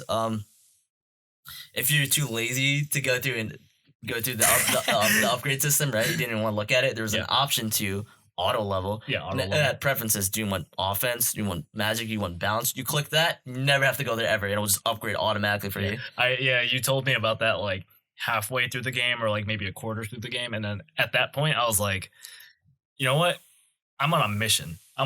Let's just do everything base level. I don't care about leveling up. Let's just see if we could beat this game on easy with whatever they give you at the beginning. Yeah, he didn't get a single thing, change anything, didn't upgrade anything. All I gotta say is I know the plot twist at the end. Now I want to talk about the weapons. Oh my god, I'm burping like crazy. I want to talk about the weapons proficiency system. You didn't really get to see this, but No. I thought it was super exciting because every time I got a new weapon, I was excited. Every time I get a new weapon, I was like, oh, what does it have on it? Pretty much, when you get a weapon, if you level up the proficiency, you get its specific ability. There's abilities attached to every weapon in the game. When you use that ability enough with that weapon, you'll proficiency max it out, and then you'll have it forever on any weapon. Wow. So if you got there's 6 weapons for everyone. If you got everyone's proficiency maxed out on all the weapons and you used your favorite, you would have every tool in the book. Yeah. Freaking awesome. To be honest, that's really good for this type of game that's so linear. If the game was an open world 300-hour type thing, then just remove it, right? Yeah. But the fact that this is such a streamlined, even though it takes like 40 whatever hours. It took I kind of play games slow and nooking cranny and stuff. I think it took me 51. Yeah, 51, the 30. general consensus that I've seen is that It's like 30, 40. it takes from like 30 to 50. Oh, really? Or no, not even 30. Probably like around more 40-ish to 50 hours. I know it took me 51, but I beat that shit in like 21 hours. yeah, you beat that 21. Because I ran through You everything. ran through everything, didn't look at it, didn't talk to anyone, didn't do any missions. Yeah. I more just went back on like the internet. It was just like, oh, what did I miss? Yeah. I was like, okay, that's really cool. And maybe once I mean I can't not compare it to the original because it's a remake after all. But I feel like the pacing of the weapons kind of felt slow in the first half and like super fast in the later half, in the latter half. But maybe it's because I just played the OG, and in the OG you get weapons thrown at you every second. It's like crazy. You don't even know what to do. Yeah. I remember back in the day, I just sold them all. I want to give a shout out to Barrett's melee weapon.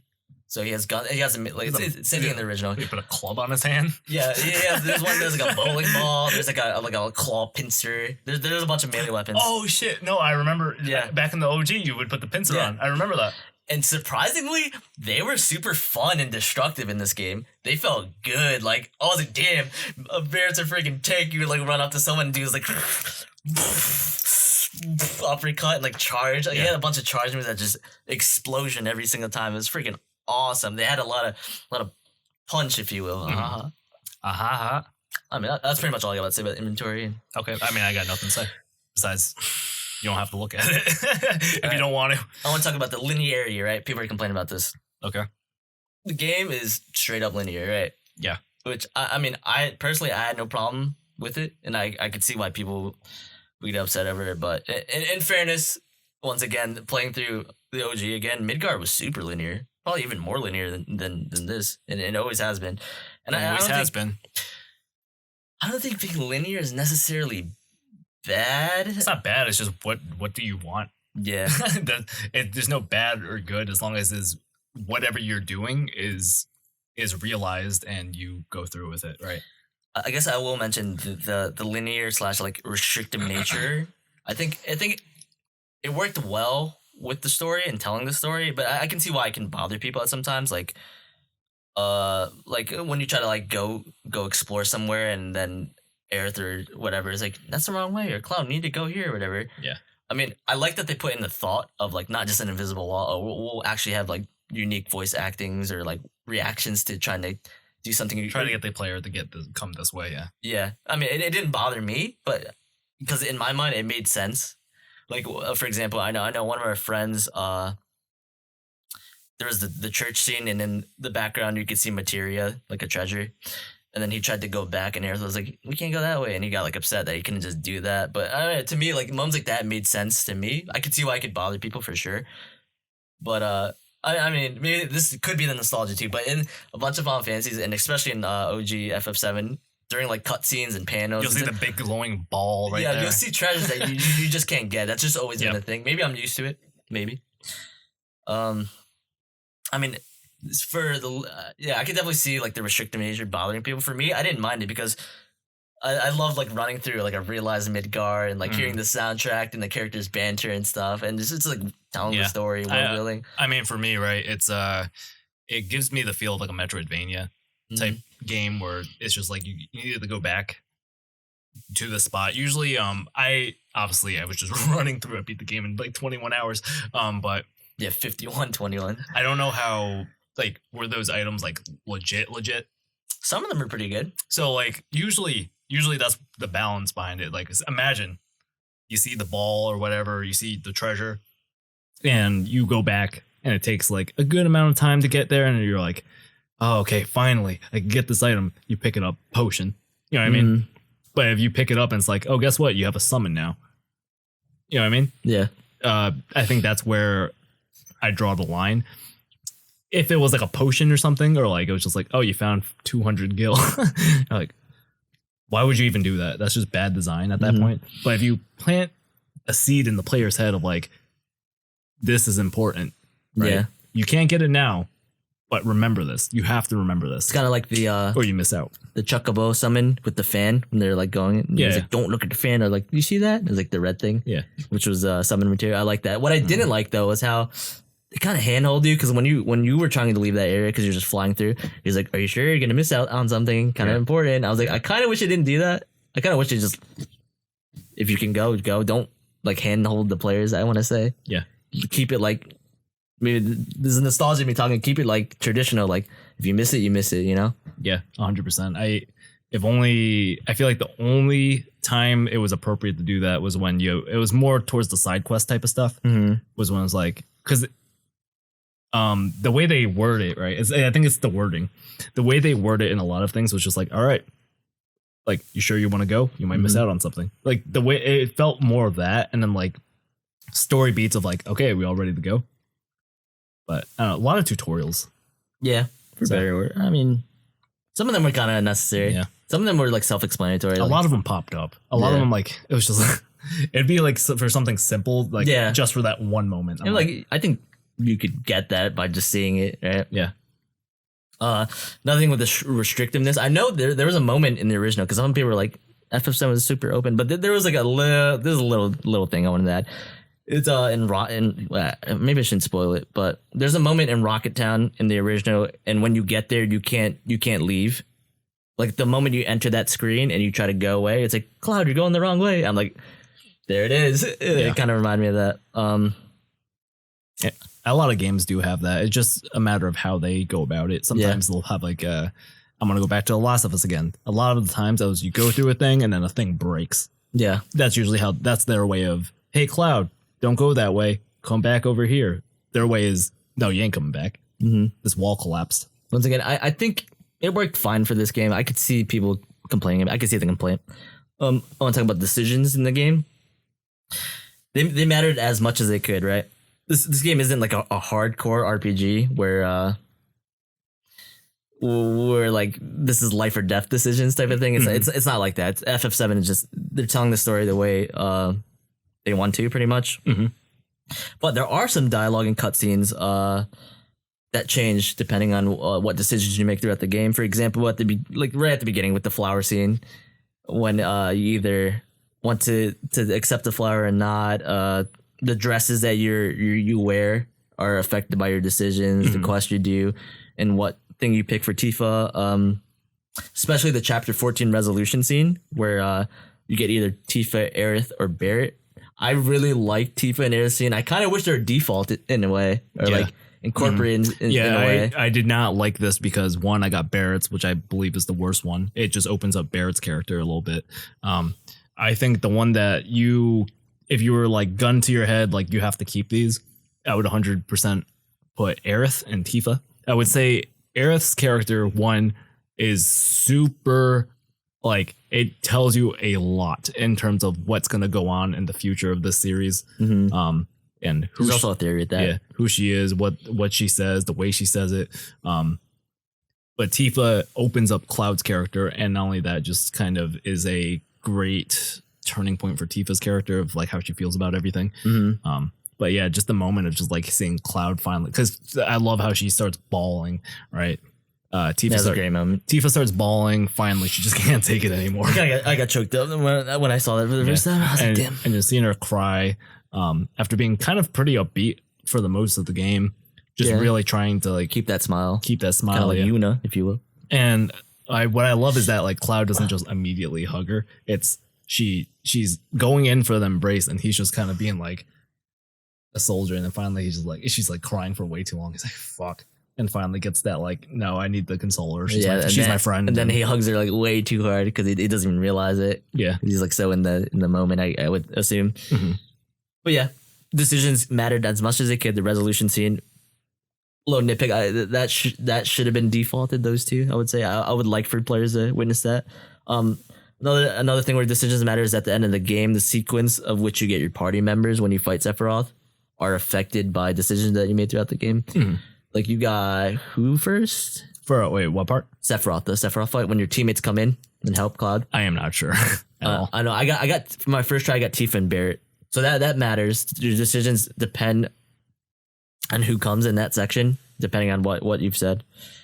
I mean, just like the OG7, right? It's just like at the end, it's like they come in, but it's not detrimental to the story at all, or it doesn't change. It's your experience of how you tell the story. Mm-hmm. There's also like little things like I know the church scene with right before you talk to Aerith and Reno comes in. Mm-hmm.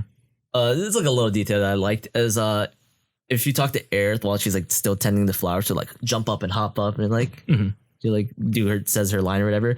But I think after a while, it's either before or after, she'll just be standing there instead of tending the flowers. And if you talk to her, the cutscene's a little bit different because she's standing up. Yeah, I like little things like that, I guess.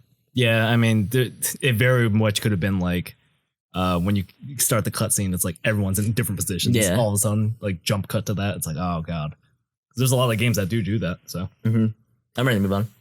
Okay.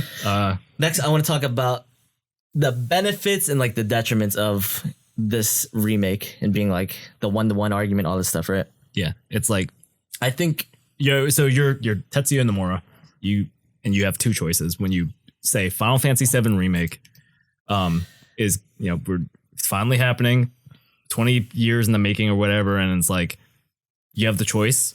Do we make this completely the same experience, just fucking really souped up graphics and maybe change this here, this there, or do we just kind of really go balls to the wall? I think and they kind of did a mixture of both in a way. I think the remake does a lot of good things from the OG, but also some things that they do that are one-to-one that kind of takes away from the remake experience, in my opinion. I think, well, first of all, I just want to address, I think if the game was made one-to-one, I think the pacing would be way too fast, right? I finished the game would be like 2 hours. I finished Midgar within 5 hours on the dot, like when I played it after. Okay. 5 hours. I beat this game at 51. People are beating it 30 to 50. I mean, so in the original, I'm not going to spoil anything, but I will say locations. After Midgar, right, you go to Calm, Chuckable Farm, Mithraman, Junon, on and off the cargo ship to Costa del Sol. I would name a lot of places. That entire experience is like 1 to 2 hours, right? And every map that you go to is literally like 1 to 2 panels, right? It's super, super tiny. And playing it now, I'm sure it worked back in the day because that was technology back in the day. But playing it now, especially after playing the remake, I was like, wow, I flew through that. I go to the mines, it's like 1 panel out. Go to this town, 1 panel out. And obviously the shortcut they took when making the original was like the world map, right? How it's like simplified. It's not super detailed. What made Final Fantasy VII so long was it kind of took the Breath of the Wild / original Zelda approach, where it was like, okay, we're gonna streamline this for you. We pretty much like you go here, you go here, you go here. And then once like the world opens up, it's like Breath of the Wild where you finally go on top of that cliff and it's literally like, okay, figured it out. And that's kind of where the length goes. And one, it's that with the grinding of like trying to go where you want to go and random encounters. Yeah. And that's literally what gives the length of that game. But other than that, if you really just like say you teleported from this place to where you have to go, teleported to the place where you have to go, the game would be fucking like negative 10 hours. You know what I mean? I guess my point is, if they made the remake 1-to-1 and you're going through all these sections and they're like quick little one panel translated into 1-to-1 and like you're missing like the Jesse chapter. Like, yeah, like it would feel super fast. Yeah. Right. You would go into. I'm not trying to spoil anything, but you would go in the calm, then you go into the inn, and then cutscene, you leave. You go to Chuckable Farm, you talk to this dude, you leave. You go to Mishful Cave, you see a couple people, you leave. Yeah. And like, you know what I mean? I don't know a lot of people that didn't play the original or like, why couldn't this game be 1-on-1? It's broken into parts. Yeah. Cash grab, that's a whole other subject. But I guess my point is that if it wasn't 1-to-1, it would feel super weird in a way. Yeah. I guess I have a quote from the Ultimate. I'll say it real quick from Nomura. He goes, after you leave Midgar, you move to a world map. I mentioned this earlier. Level designs would have to change, and we'd have to split it up. We have to split up other scenarios, and even if we add new gameplay, it would have to end in an abrupt point in the story, which I agree. I think where they end Midgar works. Mm-hmm. If they pushed it any further, it would be a weird place to stop if you think about it. Anywhere in the upcoming, especially being fleshed out like the remake was. Yeah, yeah. Stopping at any point after Midgar, I think you would have to get kind of far to stop. It does get wacky too towards the end. Yeah. So that's a whole another fucking ball game right there. So yeah, pretty much he said that's why they didn't want to split it up. Pretty much they wanted to focus on Midgar and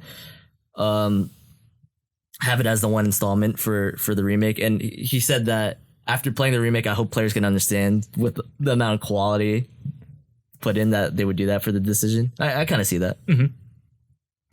I'm talking about mini games compared to the OG. For this mini games, for the sake of having them, that's like kind of always been a thing, and they're never that good, to be honest. And it's no different from like the Last of Us like palette sections, if you will, right? Yeah.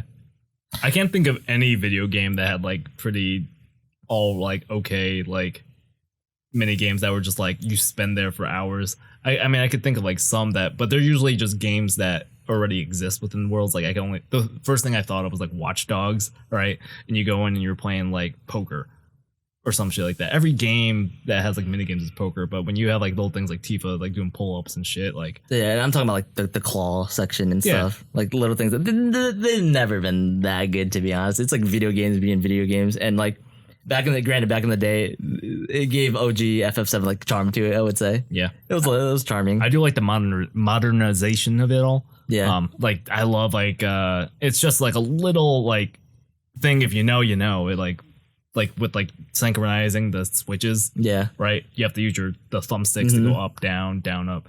But in the original game, it was like you look at the character models, and right when they're about to press the button, you press X to press the button. Mm-hmm. They do that. I would say that in this game it doesn't come off quite right at times. It kind of feels like padding at times, right? Mm-hmm.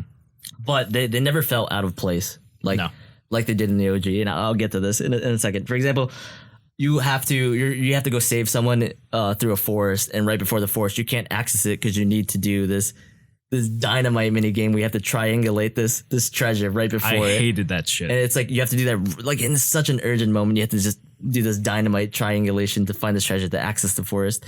And then like literally right after the part after that, something really emotional happens, and yeah, and then you're snowboarding right after, and you're like, yeah, it was just fun snowboarding. And at least when I played it recently, if the controls are, I mean, it's just the old games being old, but if the controls are super bad and stuff. Mm-hmm. Yeah, you're always crashing in the shit. You're like, what the fuck is this?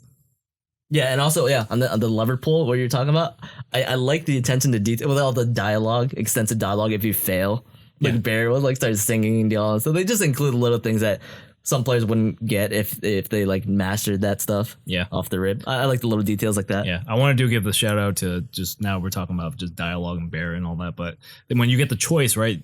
let's infiltrate Shinra. Do we go guns a-blazing or do we go up the stairs? And I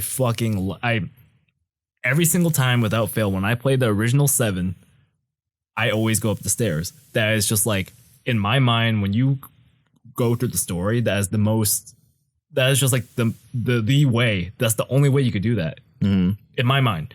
It's like, why would you go in there guns a-blazing? It's just like, this is a big Shinra tower with like literally like, technically they have soldier, they have Turks, they have everything at their disposal. They have fucking the machines and everything.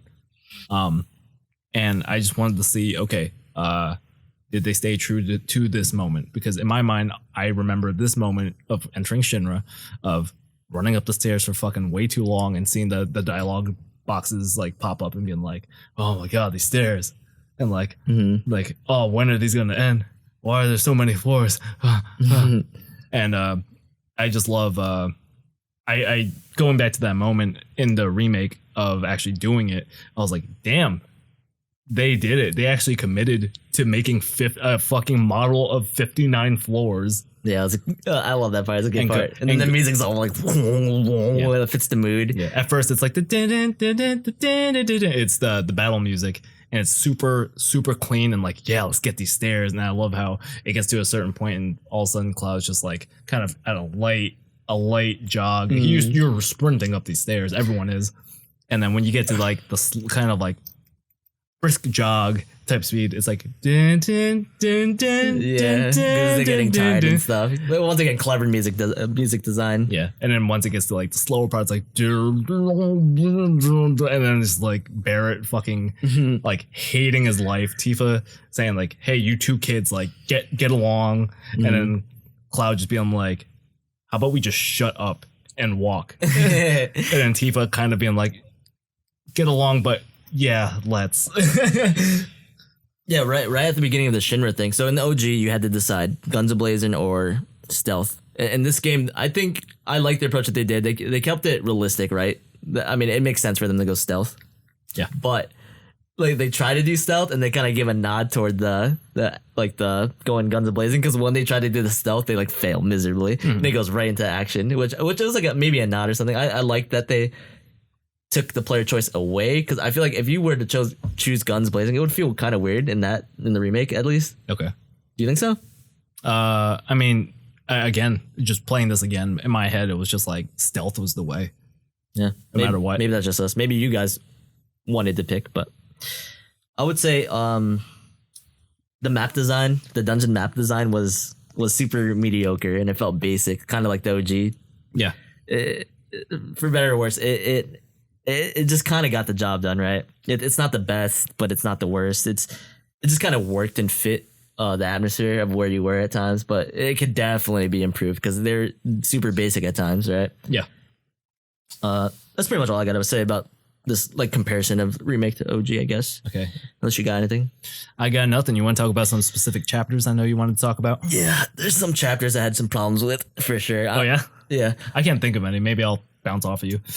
Once again, this is the part where I don't think I'm going to mention any good chapters, because there are a lot of good chapters. I will definitely mention the bad chapters, though, because they stuck out like a sore thumb, and I'm not going to go through all 18 chapters. But yeah, hell no. Chapter 14, or not 14, Chapter 4, the Mad Dash, is the motorcycle thing. The new edition felt amazing, breaking Avalanche and their characters. Mm-hmm. But even felt like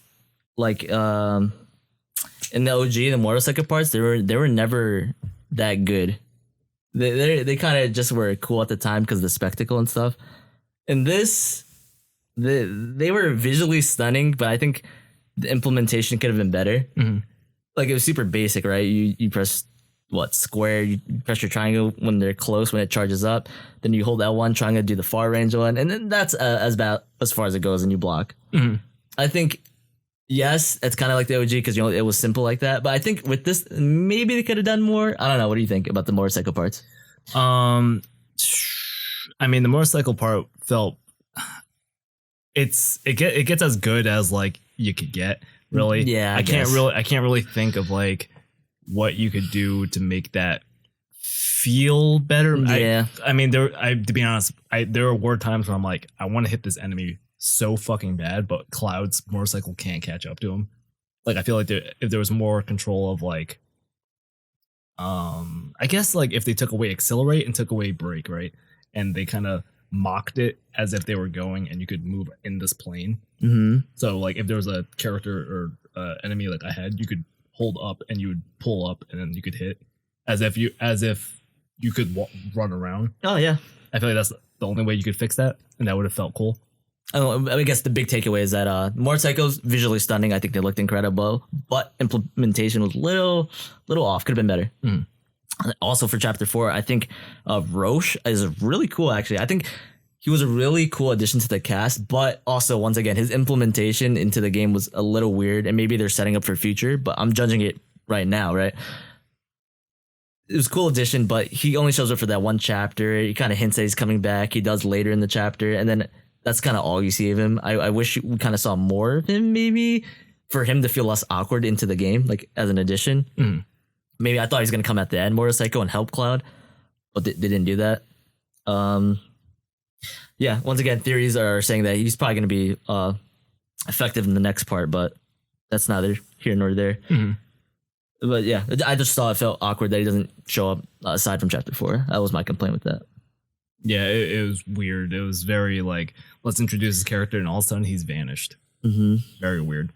Anything you want to say about that chapter? I mean, I guess we'll talk about a little bit. Good breaking down Avalanche with Cloud and their dynamic and really building those characters was an awesome addition to the game. It felt like it was part of the OG. And when you go back and play the OG and it's not there, you're like, wow, that's not good when they die. Mm. Yeah, by far, I thought coming out of this, just being a Tifa fanboy, I was gonna love just Tifa and getting to know her. She was like one of my least favorites. Not to say that was bad or good. It's just like it was just the rest of the game was just so charming and endearing. That honestly, the best part was Biggs, Wedge, Jesse for me. I don't know if it was because we didn't get that at all, mm-hmm. and just getting to feel something refreshing, but at the same time, like very like, oh, we know these characters. Mm-hmm. And just getting to know more about Jesse Raspberry. And like, and I think I thought I liked Jesse just from the bomb mission, right? Yep. OG and this one, especially this one, they really flesh her character out to be this like playful, like kind of tomboyish girl, which is awesome. One of my favorite types in like just any media. And then all of a sudden she pulled at my heart, right? Because me wanting to be an actor / I am an actor, she wanted just like her dream role. And that was just something that really spoke to me of just like, this is fucking awesome. Yeah, and then you kind of get to understand why the way she is. Yeah, which is a great hint towards the Final Fantasy VII original. Yeah. What is the whole play at the Golden Saucer? Yeah, it was just a great chapter for building those characters and understanding why she is the way she is. And when they eventually died, you really feel like damn, like we got to know them, and that shit sucked. Yeah. And the same thing with no, like knowing, oh, god damn, like playing the original and seeing all of them die, right? And back then I didn't really think about it. It was just like you see Biggs, you see Wedge, you see Jesse a little bit later on, and they're just kind of like, do it for Avalanche. I don't even know what they say, but it's like, do it for Avalanche. You gotta do it. Run up. I'm hurting so bad, Cloud. You run back up, and you boss battle ensues, right? Mm-hmm. But going to like Biggs and like talking to him, and he's just like having this awesome moment and being like, oh my god, Jesse is like a couple floors up. Mm-hmm. Like me knowing what was going to happen and just being like, god damn it, because Jesse is so awesome, and the way they build it up until that point, her character, all of their characters, but Jesse being probably the most prominent one out of all the trio, and just knowing that like, damn, she's gonna be up there like impaled or some shit or like whatever, mm-hmm. and then they fucking hit you with the feels. Yeah, the dialogue. The dialogue. You're making me a pizza and stuff. Yeah, the pizza. Oh my god! And then finally, just having like the fist bump, and then just having Cloud just be like, yeah, because they fist bumped earlier before the parachute. Yeah, so good. I'm all set with that chapter. Anything else? All right, my next complaint, chapter 5, Dog Pursuit. This is like a big complaint with everyone. This was when they had to do the lamps. I thought it was cool world building. I hated this shit. It was cool world building and seeing like this is how the slums get their light. They don't have the sun, right? The plates above them. This is how they get their light, the lamps. And everything makes sense, but what you're doing just sucks, right? It sucks. There's a dull environment and it's just too long. Yeah. It was way too long, dull environment. What you're doing sucks. Go to freaking A, B, C, D section all the way to Z. Yeah, the only thing that makes it worthwhile is like just little moments of like, you know, Barrett just being like, all right, don't look down.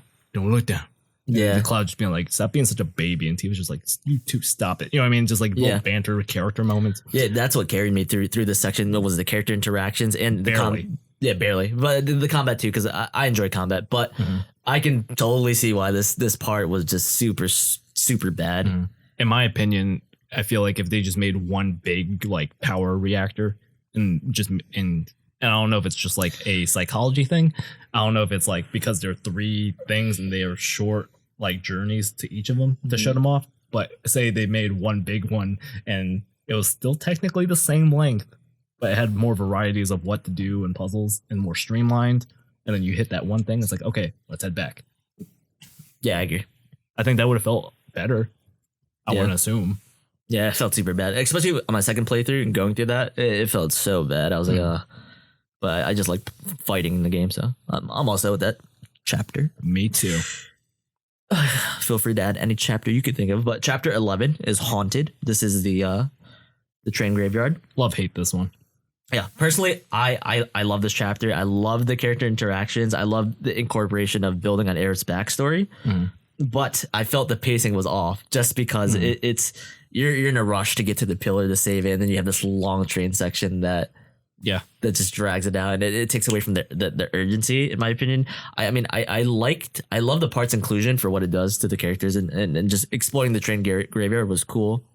Once again, the map design wasn't the best, and I feel like it could have been shorter.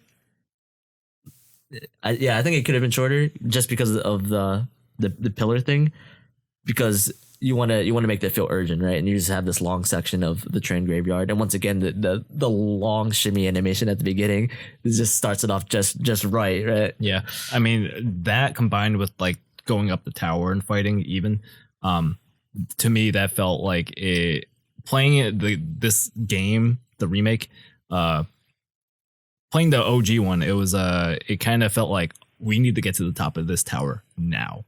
Like right now, or else we might be too late. And this one felt like there's so much like battling and all this stuff that I'm like, these guys would have blown this shit up already. Yeah. You know what I mean? Yeah, I mean, once again, I love the part. I love what it does, but it just feels... It takes away from the urgency. It just feels too... I don't know what they could have done. Thank God I don't make games and decisions, but like what you do in the chapter is cool, but it just doesn't fit, kind of, you know? Yeah. I'm also with that one. Yep. Chapter 14, In Search of Hope, right? You have this very heartfelt character building with Leslie to kind of justify why he's helping the team. Okay. This is when you're in the sewers with Leslie, he's just guiding you. You have that really heartfelt moment, and it makes sense because you're like, why is this dude helping you? And you get to know him, and then you're like, oh, this is why he's helping. He wants to get revenge, right? Makes sense. But once again, this part just feels a little too long for me, at least, and kind of out of place, right?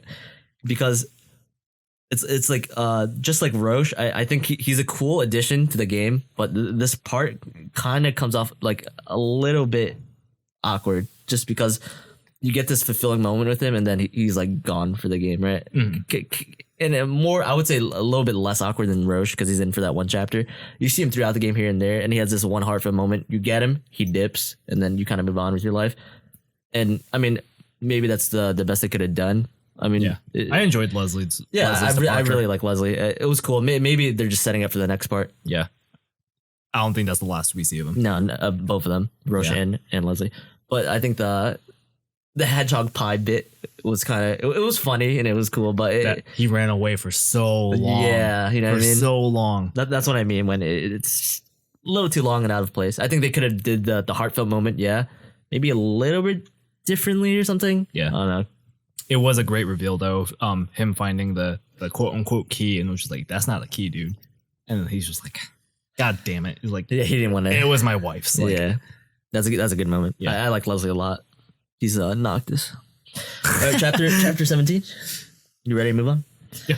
All right, chapter 17 was Deliverance from Chaos. I thought this is like the ward part. I thought the idea and the mechanics of switching between the parties was cool. I thought that was cool generally, and I like seeing the character interactions between like the all boy group, the all girl group. Like the moment you switch immediately, they have like their quote unquote like gossip, the girl gossip thing. It was like Tifa immediately mentions Cloud. It's like, how do you think Cloud's doing? Blah blah blah. And she's worried. You could tell. And she probably wouldn't. Obviously, she would not be saying that if they're all together. And I thought that was a little cool touch that Tifa immediately Cloud. And Aerith is like he's Cloud. He should be fine. But how are you doing? And she's like, me, I'm fine. Like I like moments like that. Yeah, I personally wish they it's funny because I like parts of it, but I hate a lot of it. One of the things I feel like they should have done is like say take out half of the fluff. Say like get rid of like the half of the light power switches. You get half of the hedgehog pie shit, like half of this, and then say you build 2 different chapters, one that focuses on Tifa Aerith and one that focuses on that would have been an awesome the boys. chapter. Tifa Aerith chapter would have been awesome. Oh my god, you could really do a lot with the character building and relationships between them. They kind of did it when they're like with Cloud in the sewer the first time, but if they were just a Tifa Aerith section, that would be really, really cool. Once again, I liked what they were doing in the mechanics of this ward part, but the implementation once again was just like off. It was a little off. One being one, it was too long, right? Mm-hmm. Once again, I like the reference of the PHS and the phone booth. That was cool. Too long, too cumbersome, especially if you like miss call. Yeah, and you have to wait for them to be like, hey Cloud, you all right? And then yeah, maybe it's like kind of weird to complain about like an RPG feeling like padded or like natural grindy. Yeah. I mean, what I'm trying to say is RPGs are always like naturally like grindy and kind of feel padded. Yeah. But in this moment, you really felt it. And maybe that's just RPGs in general, but I don't know. It came off weird here. It felt, it was just like a puzzle type thing to figure out. But what I did like out of it, I forgot to mention, was it did give a opportunity for a boss battle to have everyone included. Oh, yeah. That was cool. Which was fucking awesome. I thought it was awesome, like beating this fucking dragon's ass, like friggin' with the boys, and then it being like freaking out and being like, oh, I want to know this, and then it goes to the girls, which are more badass. Mm-hmm. He's just like, these girls, and then they just beat his ass. Mm-hmm. You good? Yeah. So the next chapter I want to talk about in the next video is chapter 18. I don't want to talk about it now. We'll talk about it later. Loaded chapter. Yeah, there's way too much to talk about. See us in the next video. Chapter 18, Destiny's Crossroads. I hate this game, love this game, yada yada. We'll talk about. I'll talk about whispers in Destiny shit later. But next section is like side quest NPC. Okay. Touched 0. NPCs sucked. They looked bad. Side quests mediocre. Yeah, pretty much summed it up. So there's 26 odd jobs is what they call it in the game. I think overall they're definitely mediocre, but they were incorporated into the story in some way, which I can appreciate. For example, with Betty with the cats, that shit sucked, but Marlene like mentions her later, and you save her as Aerith, so it kind of has weight to saving him. The recruit soldier, there's a side quest where you kind of see that dude and the dude that pretty much helps Wedge when they're trying to save from the plate fall. He's trying to evacuate all the people. That recruit soldier, he's actually like part of a side quest, and it kind of, I like how they put him back in, kind of develops Wedge a little bit. When you're playing through the story with the Barrett section, when you're playing as Barrett underground in the deep ground, when you're walking through that, you hear like the roars within the wall or whatever. You're like, what's that noise? This is like kind of. So I said optional quest, side quests we're building. We're like attached to the main story to make it better. But this is the part where actually they do the opposite, where you're playing through this chapter during the main story, and you hear this roar, like what is going on? What is this? And then you come back later actually, and it's a side quest, and you fight a behemoth there. And I thought that was really cool how they incorporated that into the story, kind of, and they kind of like hint that this is a side quest. Yeah, and it kind of like hyped it up a little bit. Let me go through this quick because it's getting late, and then we're going long. But early side quest, within Sector 7, they just like sucked, right? They just weren't that interesting, and maybe that's because they were early game. Wait, say it again. The early side quest in Sector 7, Chapter 3. Oh yeah, sucked. Like go find the cats, go fucking milk Yeah, this cow. What those- the hell is this shit? Like, Those sucked. I thought it was funny that Cloud literally says this sucks and like whatever. Maybe that's because it was at the beginning of the game. Side quests just are like easy, but those sucked and they weren't. I mean, interesting. it made sense to like let's change the filter because like we need you to earn some money. Yeah, it did good world building. I'll say. Because it was like awesome because that was a good way to introduce you to like multiple residents. Yep.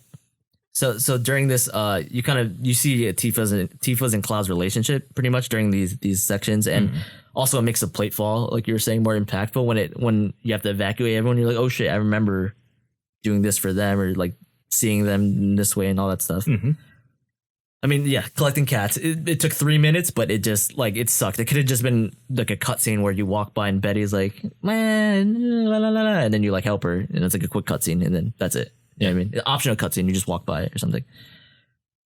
Yeah, pretty much. The Betty side quest was just like, I don't know. It seemed pointless, right? I don't know what I'm saying. It's late. Yeah, I said all that. Character building, world building. I like that Cloud is forced into relationships, and he doesn't want to be like a part of these relationships and these side quests, but he's kind of forced to. Yeah, and he like changes from it. He's all money. Yeah. For example, in Sector 5, I'm trying to go fast. It's late. Sector 5, or when the kids like all look up to Cloud and stuff, and they wear all their Buster swords and stuff. Yeah. Later in the game, when you do a side quest with them, you learn that these kids actually were super inspired by Cloud because they go out of town and they start like doing like beating monsters and doing things that Cloud was doing. And then when you go to save them and they're still wearing their Buster swords, you kind of see how Cloud kind of softens up to these kids a little bit, kind of builds his character a little bit more. Yeah. Another shout out. I really like the Johnny Carrier Guardian of the Slum side quest. I thought that those were good side quests. I thought those building the world and how it's like super mysterious and everyone's talking about Guardian of the Slums, like who is she? And you kind of figure out through that. I think that was cool. There was another Folia. Miss Folia was a teacher in Biggs. They had like a connection, and there's a side quest. If you do a certain amount of side quests or something, you trigger extra dialogue with her when she's like in her bee costume in the alley. Yeah. So you only access that through side quests. I thought that was cool. Once again, side quests are good for world building, character development and stuff. Overall mediocre. Some are cool, some are bad. The Coliseum and the VR side quests, there were 25 of them.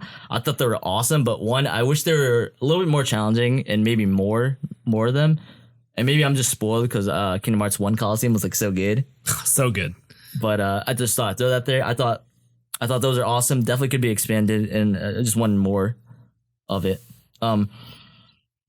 The rewards were good for doing those too. You get like for the end game boss, you get an accessory where you get your limit break at the start of every battle, and it will charge between 1 to 2 minutes during battle. So you could like spam limit breaks, kind of like easy mode. NPC dialogue would trigger in proximity to Cloud, which I liked. In my experience, it wasn't too annoying, and if they did repeat lines a lot, it wasn't enough for me to notice, or I didn't stick around for too long for me to notice. Once again, I mentioned that the dialogue changes throughout the game after several events. I like little details like that. I think that was super cool. We mentioned the platefall. After that happens, the NPC dialogue completely shifts, and you feel the weight of what just happened through the NPC and the music and everything, and it works really, really good. Super tragic. It was like fucking like 9/11 happened. It was fucking awful. Yeah, when you're walking through Sector 5 and they're all like, avalanche of bad guys, etc. And that's it. I'm ready to move on after talking through all that. Okay. So talking so much. Yeah. So we're talking about post-game replayability? Yep. I know nothing about it. This is like all me right now because I played this game. I have like played in the game like 80 hours. But anyways, after you beat the game, you get chapter select. I thought they did this incredibly well. You could jump to any chapter at any time you want. You play the game however you want on hard mode, and every chapter gets manuscripts, and pretty much manuscripts are used to upgrade your weapons. They give you more upgrade ability points. Just adds more replayability. When you play on hard mode, you could get access to these new manuscripts. They give you 3 times XP and 2 times AP. I mean, it's clear they wanted you to max out everything and just experience everything and kind of just replay the game at max level and just how you want. The hard mode mechanics, we talked about this a little bit earlier, but they flip mechanics of enemies like right on your head, right? You get no items, no MP on benches, and Quick little examples. You mentioned Hell House. How Hell House. Yeah, you did I the love time that. berries. I love the fact that like you're like on New Game Plus, let's do hard mode, and you're like, okay, Hell House. So my game plan, what did I do last time? I got this, and then you're like, okay, if we just follow the grand scheme, we could win this. And then boom, Tom berries fucking pop out. Yeah, and another example was right at the beginning, the guard scorpion. He does like a different like laser ability or something. I forget. He does something that kind of makes you realize right off the rip, like, oh, hard mode's different. Like these mechanics are different. Yep. So on hard mode, you replenish your MP and your HP only at the start of chapters. You can sit down on benches for HP, but not MP. So I like this because you had to be more thoughtful and like tactical on when to use your MP. You don't get access to any items, so you can't spam items or like or magic. If you were super magic focused, you couldn't spam it. But if you did rely on magic, there were definitely options and materia and weapons that are oriented for that. There's weapons that give you like 50% MP boost or give you MP when you get hit a certain amount of times and stuff like that. So if your playstyle was more magic, there was definitely archetypes of weapons that were for that. I know a lot of complaints where people had to like idle. They would like leave one alive and like run around just to get their MP back, or they would save. They would hit a Shinra box, save, reload, hit the Shinra box to get the MP Mako shards. And keep doing that. To be honest, I never did that. That never even crossed my mind because I don't know. Maybe it's my playstyle. And for the magic people, I was using the magic things, and I thought the MP balance was fine. The thoughtfulness and the tactic like nature of the game was there. So I don't know. I'm just touching on that complaint. What do you think about that? Like people were complaining pretty much that didn't like the MP getting taken away from you. Like you couldn't replenish or use items, and they thought they had to resort to these methods to like getting MP back. Yeah, I was saying that I'm trying to say what I said the other day. It was because people complaining about it, because I feel like people were complaining about like, well, now I gotta run around just to gain MP. We'll leave one enemy there, and like we'll run around until my MP regenerates, right? And I was saying that like, I don't know, with that mindset, like you can't be angry at the game. You can only be angry at yourself for doing that.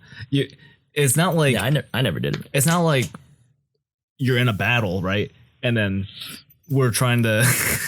It's not like you're in a battle and you get to the last enemy and you're like all of a sudden the menu goes away and you can't, and you press square and like nothing's happening, and like Cloud puts his sword back in and you're like, what the fuck's happening? And Tifa's just like, hey Cloud, we're running low on energy. Let's just leave this guy and we'll just run around, just go do some tricks or something and wait for our energy to come back. And it's like, okay, and they force you to wait there for X amount of time for your MP to regenerate, and then the menu comes back and you can fuck them up. That's the only way you could complain about that. Otherwise, I thought the options were there to get MP. Yeah. Use MP weapons, use MP up materia. That's the trade-off if you want to use magic like a lot and rely on it. Thought it was fun. I don't know. Another complaint, I guess a complaint I would have about hard mode is that there was no fresh start with it. Like to start a new game, you cannot do hard mode at all. Weird. Oh, really? Wait, like absolutely not. Yeah, if you were to do a fresh start, the hardest you could do is normal, which I think both of them are kind of too easy. That's weird. Maybe they're just me, but that's interesting. It makes sense because if they did a fresh hard mode, they would have to like rework the whole thing and balance everything. Because when you do hard mode, everything carries over. Yeah. So well, number one, you have the knowledge and the enemy stuff, the enemy knowledge and the weaknesses. So you got that, and you just get naturally better at playing the game. But also on top of that, this is where it kicks in. You have like all your OP abilities, weapons, materia, and all that stuff. So that's why maybe hard mode felt easy to some people because you just have all those tools in your backseat. Yeah, that's pretty much why for me at least hard mode felt kind of easy because everything carried over. There was no fresh start. Normal, easy mode. I thought normal mode was appropriate. I think easy at times, hard at times. It was just a good balance. And easy mode for you. What about it? Thoughts? Oh, easy mode? Yeah, easy mode it did its job. I played it almost in the mind of like a casual player that just wants to experience the story almost. Just get through it as fast as possible. And it, obviously, one, I got the experience of the story. 2, I beat everything with like literally the base stuff. I didn't even go into the menu and stuff like that. Like super beginner. The only thing I could think of is I'm not sure if classic mode just beats the game for you. Yeah, so classic mode was it does what it's intended to achieve. What they wanted to do with classic mode was that's the story mode, I guess. It was a mode for people to just experience the story, is what they said, and it kind of does that. I would say it does that for the people that want to experience the story, because what happens is they auto fight for you, and then you just manage the ATB gauges when need be.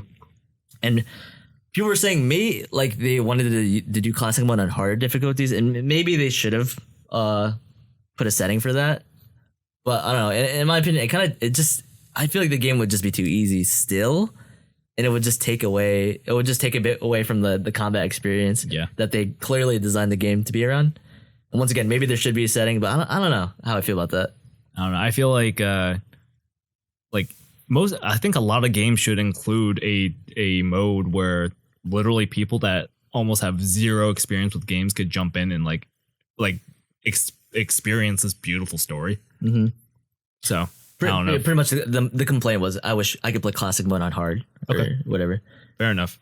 I mean, yeah, fair enough. More choices to the player. Yeah, I guess it's always a good thing to have choice, but I don't know. It would probably still be easy and just take away. And I think, especially on hard, you would just be managing your health meter, because when you block in hard mode, they still kind of hit. Mm-hmm. They still kind of hit hard. So I feel like every time you get your ATB, you just heal or something. Yeah, I mean, I don't know. Maybe they rework it. Part of difficulty is I had to pee so bad for the longest time. So my thoughts are running crazy. I'm talking so fast. Throat is dry.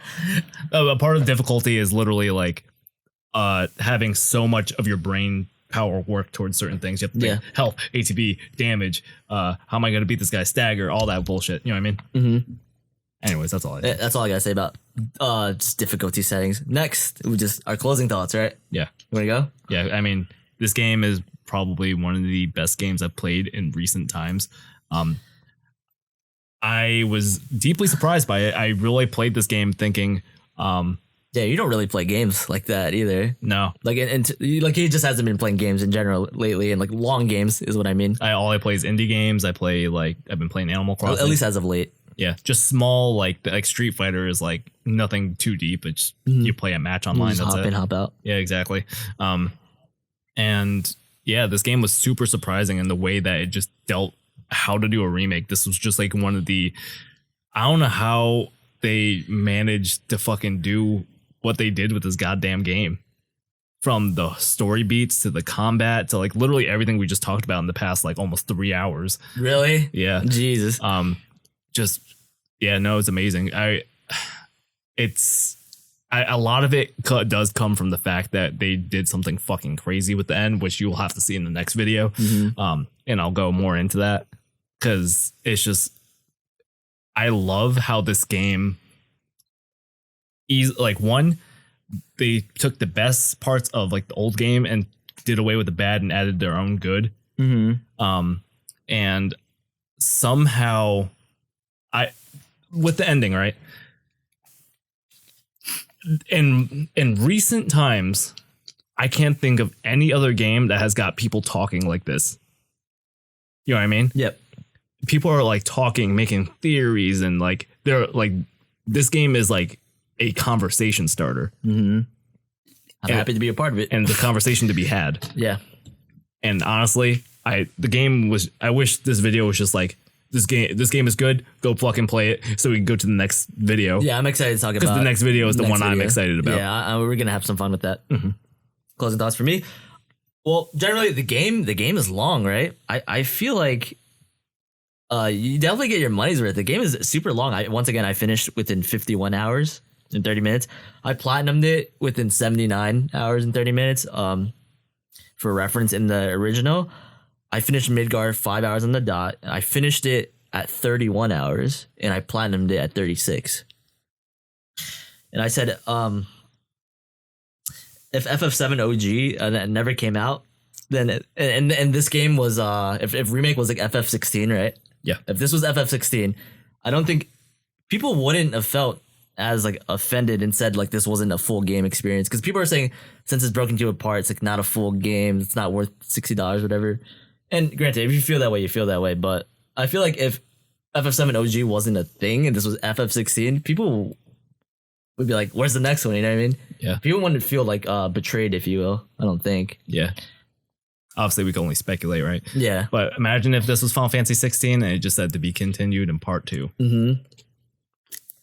I would be super hyped. Yeah. I think another. Sorry. It was just because of like just even if you don't know who Sephiroth is and what happens at the end, you're like, why is this guy here? Why is he all powerful? Right? Mm-hmm. You have no idea. To any person that does not know anything about Final Fantasy or 7 in general, I'm sure they watched that ending and was like, what the fuck? I'm literally about to get into that. And like, but I think what saves it is like they build these characters that you literally care about so much, including Jesse, Biggs, Wedge, and then like a whole bunch of other stuff of like, will they be alive in the next one? Who knows? Yeah, you can't get enough of them. You really like the characters in this game. Yeah. They make you like them. Yeah. Tifa, Aerith, Barrett, just superhuman characters that you care about. And that's one of the saving factors of this game of even if you don't know anything and you were like, what the fuck happened at the end? You're like, I can't wait to get another dose of these fucking characters, their dynamics and how they act together in the next game. Now, the whole time we've been talking about this game from our perspective and like, from playing the original and hopping in and having that knowledge. But I will say, from a new player perspective, as a new player, I wouldn't say it's definitely not the best because you see a lot of things in flashes. You meet characters like Red 13 who don't fully get expanded on or explained yet. They'll later, and you meet them and you kind of, the game presents them in a way where you know that they're important, but you don't get the grasp of those feelings if you're new to the game. And it's just because like the nature of the project is like episodic, right? You see a lot of things that you think the flashes, everything, that'll just get explained later, and literally none of that gets explained. Like even Sephiroth, you don't even know Sephiroth's motives yet if you're a new player, and that stinks, right? You just kind of have to accept, he's the bad guy and you got to stop him pretty much. You don't really get to see why he wants like Mother Genova, all this stuff. Another little thing like seeing Kate Sith at the Platefall, it's just like super random and out of place. That was fucking hilarious. Yeah, it's pretty funny. Holy shit, was that funny seeing everything blow up and he just like fucking running up and just, god damn, they did it. They really did. I mean, for us as fans, we're like, that's Kate Sith. Oh shit, that's hype. I wish I could spoil something just to bring that into context, but I can't. Yeah. You're like, oh my god, that's hype. Next that's video. Cool. And then as a new player, you're just like, what? There's a cat wearing a crown. Like, why do I even care? It's like, that'll get explained later. Never does. I think overall, the game feels polished, but I have to mention this because we're doing a review after all. I experienced one bug, and this bug was like super, super game breaking, and it was on my 70th hour in, so I beat the game, so it didn't ruin my first playthrough, thank God, but I lost about like 45 to an hour of gameplay because, I don't know, I guess everything was lined up perfectly for this bug to happen, but it was during the ghost fight, the ghost boss fight in the train yard. Yeah, the train graveyard, when you go to touch the panel in the room and the ghost comes up and moves all the furniture or whatever. Pretty much when he grabbed me, I went like underground. What? I went through the floor underground, and I went so far in, I triggered a cutscene. I hit the box to trigger the cutscene. Oh, really? Yeah. What? That's so weird. The next cutscene, way down the line. And I have a clip, speedrunning stuff. I have a clip of this. Maybe speedrunners could use this, but when I hit the cutscene, it auto-saved automatically because I was like, you're this far in the game. And then when I got back, when he let go of me, I was back where you first slide into the, not the graveyard. When you go into when you're Cloud and Aerith, not Cloud. Tifa is holding Cloud. Tifa and Aerith is holding Cloud, and then you go through the graveyard the first time you see the first ghost. I got to there, and I was running around, and it was super like glitchy. Things were popping in, popping out, and I couldn't like escape this place, and I was still in battle. And pretty much when I had to reload, I hadn't saved in like an hour or 45 minutes. I see. And then I was like, all right, well, they have the autosave, right? That saved me. No. I went to go load the autosave, and it put me right back there because it autosaved right at the cutscene. Damn, that stinks. So I feel like as a reviewer, I have to mention that. Speaking of bugs, I do want to say climbing Shinra Tower or whatever it was, or not Shinra Tower, climbing to get the Shinra. I could tell that part was really fucking buggy. And the only reason why I say that is because, one, I didn't think it would happen to me, but my shit fucking bugged out. Like, Cloud was like all the way up in the fucking air. Yeah, he called me out to help him fix it. Yeah, it wasn't really just, I was just like, oh, I was like, play my file real quick. You know, yeah, like, why? Like, look at this. I was like, what? I was like, just play. Yeah, I'm like all the way in the sky. But there was that, and then someone did the video of like Tifa falling off the building. Yeah. and I guarantee you that part is just really buggy. It's funny because I said the game was like polished. I think generally the game is polished, but obviously there's these little things that definitely ruin the experience. And I do want to say, before we're about to end this, I do want to say that this game will either be one of the greatest fucking remakes / games in history, or it could fucking crash and burn. Yeah, really, really fucking bad, depending on how the rest of the games go. Yeah, I'm not gonna say it yet, but at the end of when this project is made, if they do it right, I think this remake project could definitely be my favorite game of all time if they do it right. And I'm super concerned, but I'm kind of optimistic about it. I mean, as a remake, I feel like this game kind of redefined what a remake is. I was telling you. Oh yeah, 100%. It reminds me of like the way that like movies do remakes, right? The one example I talk about is like It Chapter 2, or not It Chapter 2, just the It remake. And the way that like they changed certain aspects, but kind of kept it the same. Changed this here. It reminds me exactly like that. Not in the sense that like other remakes such as like I guess like Resident Evil 2 and all that kind of feels like really good, and it feels like, oh yeah, this is kind of why I remembered it, and it's super scary in the atmosphere. They just perfected it. Chef's kiss, right? But that's like your traditional 1-to-1 remake. But they didn't go like, oh yeah, by the way, at this part, like they didn't really change too much in comparison to like what this did. And yeah. I mean, people are complaining that this isn't a remake. I mean, I would argue it's all the above. Where it's a remake, it's a sequel, it's a whatever. People are saying this, that, whatever. It's a fucking anomaly. That's what it is. Yeah, I would argue that it's all the above, honestly. Yeah. And I mean, the ending aside, I think this remake succeeded in making new fans, right? And making these new fans go and get the OG game and play it, which is always a good thing. Once again, the new things that were in the remake, the avalanche deaths felt good. The way they handled cross-dressing and the Don Corneo stuff. Oh yeah, that could have been really fucking bad. Like, I mean, like this could have been like really insensitive, and they handled it with fucking grace. Like, especially coming like, I feel like Japan doesn't have like the biggest sense of like, oh, maybe we should dial it back for like a lot of people because this might turn a lot of people off. But they handled it pretty goddamn well.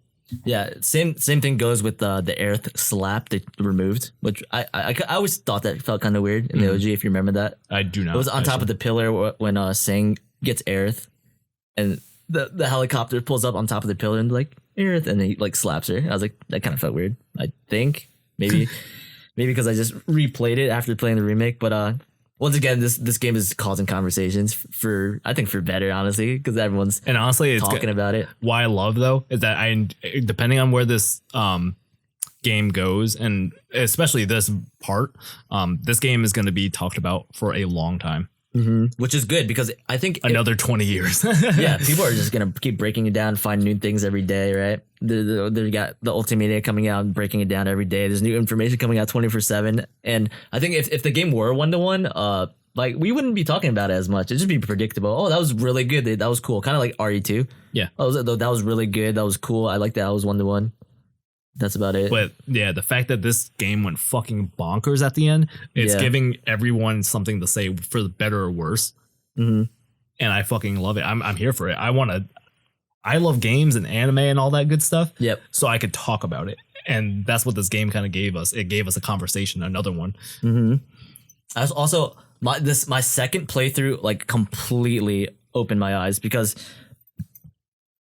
I mean, this is kind of getting into theories. I'm not talking about any theories, but I just want to say the second playthrough, like you could see the attention to detail. Everything was purposely done. Character behavior, dialogues, angles, and zoom ups. They had a plan. Yeah, on Cloud's arm, like Aerith's lips. They're zooming up everything, right? The subtext is absolutely like insane. And I think I'll talk about the whispers a little bit. They added like a new layer to pay attention to on my second time through, right?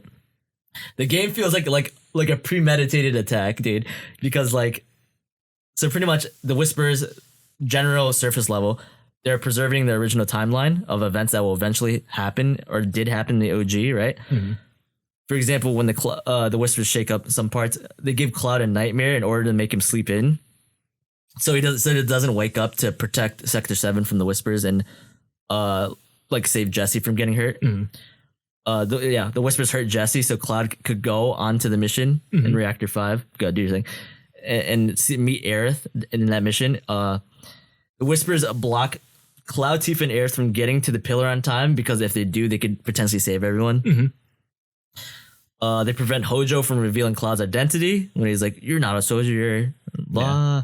And then this is a part where it's gonna get controversial, but I think this was done intentionally to kind of show the power of the Whispers, and they're super aggressive, obviously, for better or worse. People have their opinions. Talk about it later, but the Whispers revive Barrett, and then literally the next scene they kill Wedge. It appears that they kill Wedge. Yeah. And then we'll save this in the next video, but it was chapter 18. We're gonna break that down for you guys and talk about all the theories and stuff. And yeah, that's about it. I mean, we could talk about the Nomura stuff real quick, or save that for next video. Just save it. We're going really, really goddamn long. All right. Final scores. I don't believe in final scores. I hate it. It's really goddamn good. Play the game. I mean, I know. I usually when people watch review videos, they want that closure of what they give it. So all right, I'll give them it. I'll give you it. Honestly, I would give it just a flat out 8, and that's not bad. I know it's not perfect, and I've been hyping this shit up, but I'll tell you, the critic in me is a fucking 8. The fan in me, I get, and not even the fan, the revived fan in me now. It's fucking 120 fucking million out of goddamn 10. Go. My critic review is an 8.5. And if you don't like decimals, you could round that down to an 8. I'll be happy with that. That's my critic review. Now, my personal review, and I can't get into that super fan hypey stuff because I can't forget about my critic review. But my personal review, like mixed in with that, would be like a strong 9. Like a very, very strong 9. Yeah, that's it. Okay, that was Final Fantasy VII Remake review. If you liked what you saw, go to patreon.com/danceanime and throw us $1, please. It would help us so much, and continue doing these videos if you liked it. Hopefully you did, because you made it this far. If you have any comments, concerns, if you want to write in questions, anything, danceanimekevin@gmail.com. I don't care. Just if you want to push the conversation forward, talk to us, get the notes, just join the Discord in the bottom description. Sorry if I sounded awkward at times. I really have to pee for like the past 2 hours and my brain's going crazy. I couldn't take it. I had to go. You can follow me on Twitter at KevSenpai. You can follow our channel's Twitter at DansuAnime, and you can follow Steven at System Don't Lag. Okay. And until then, see you in the next video. Peace. It's 6 a.m. It is 6 a.m. I'm going crazy. Go pee.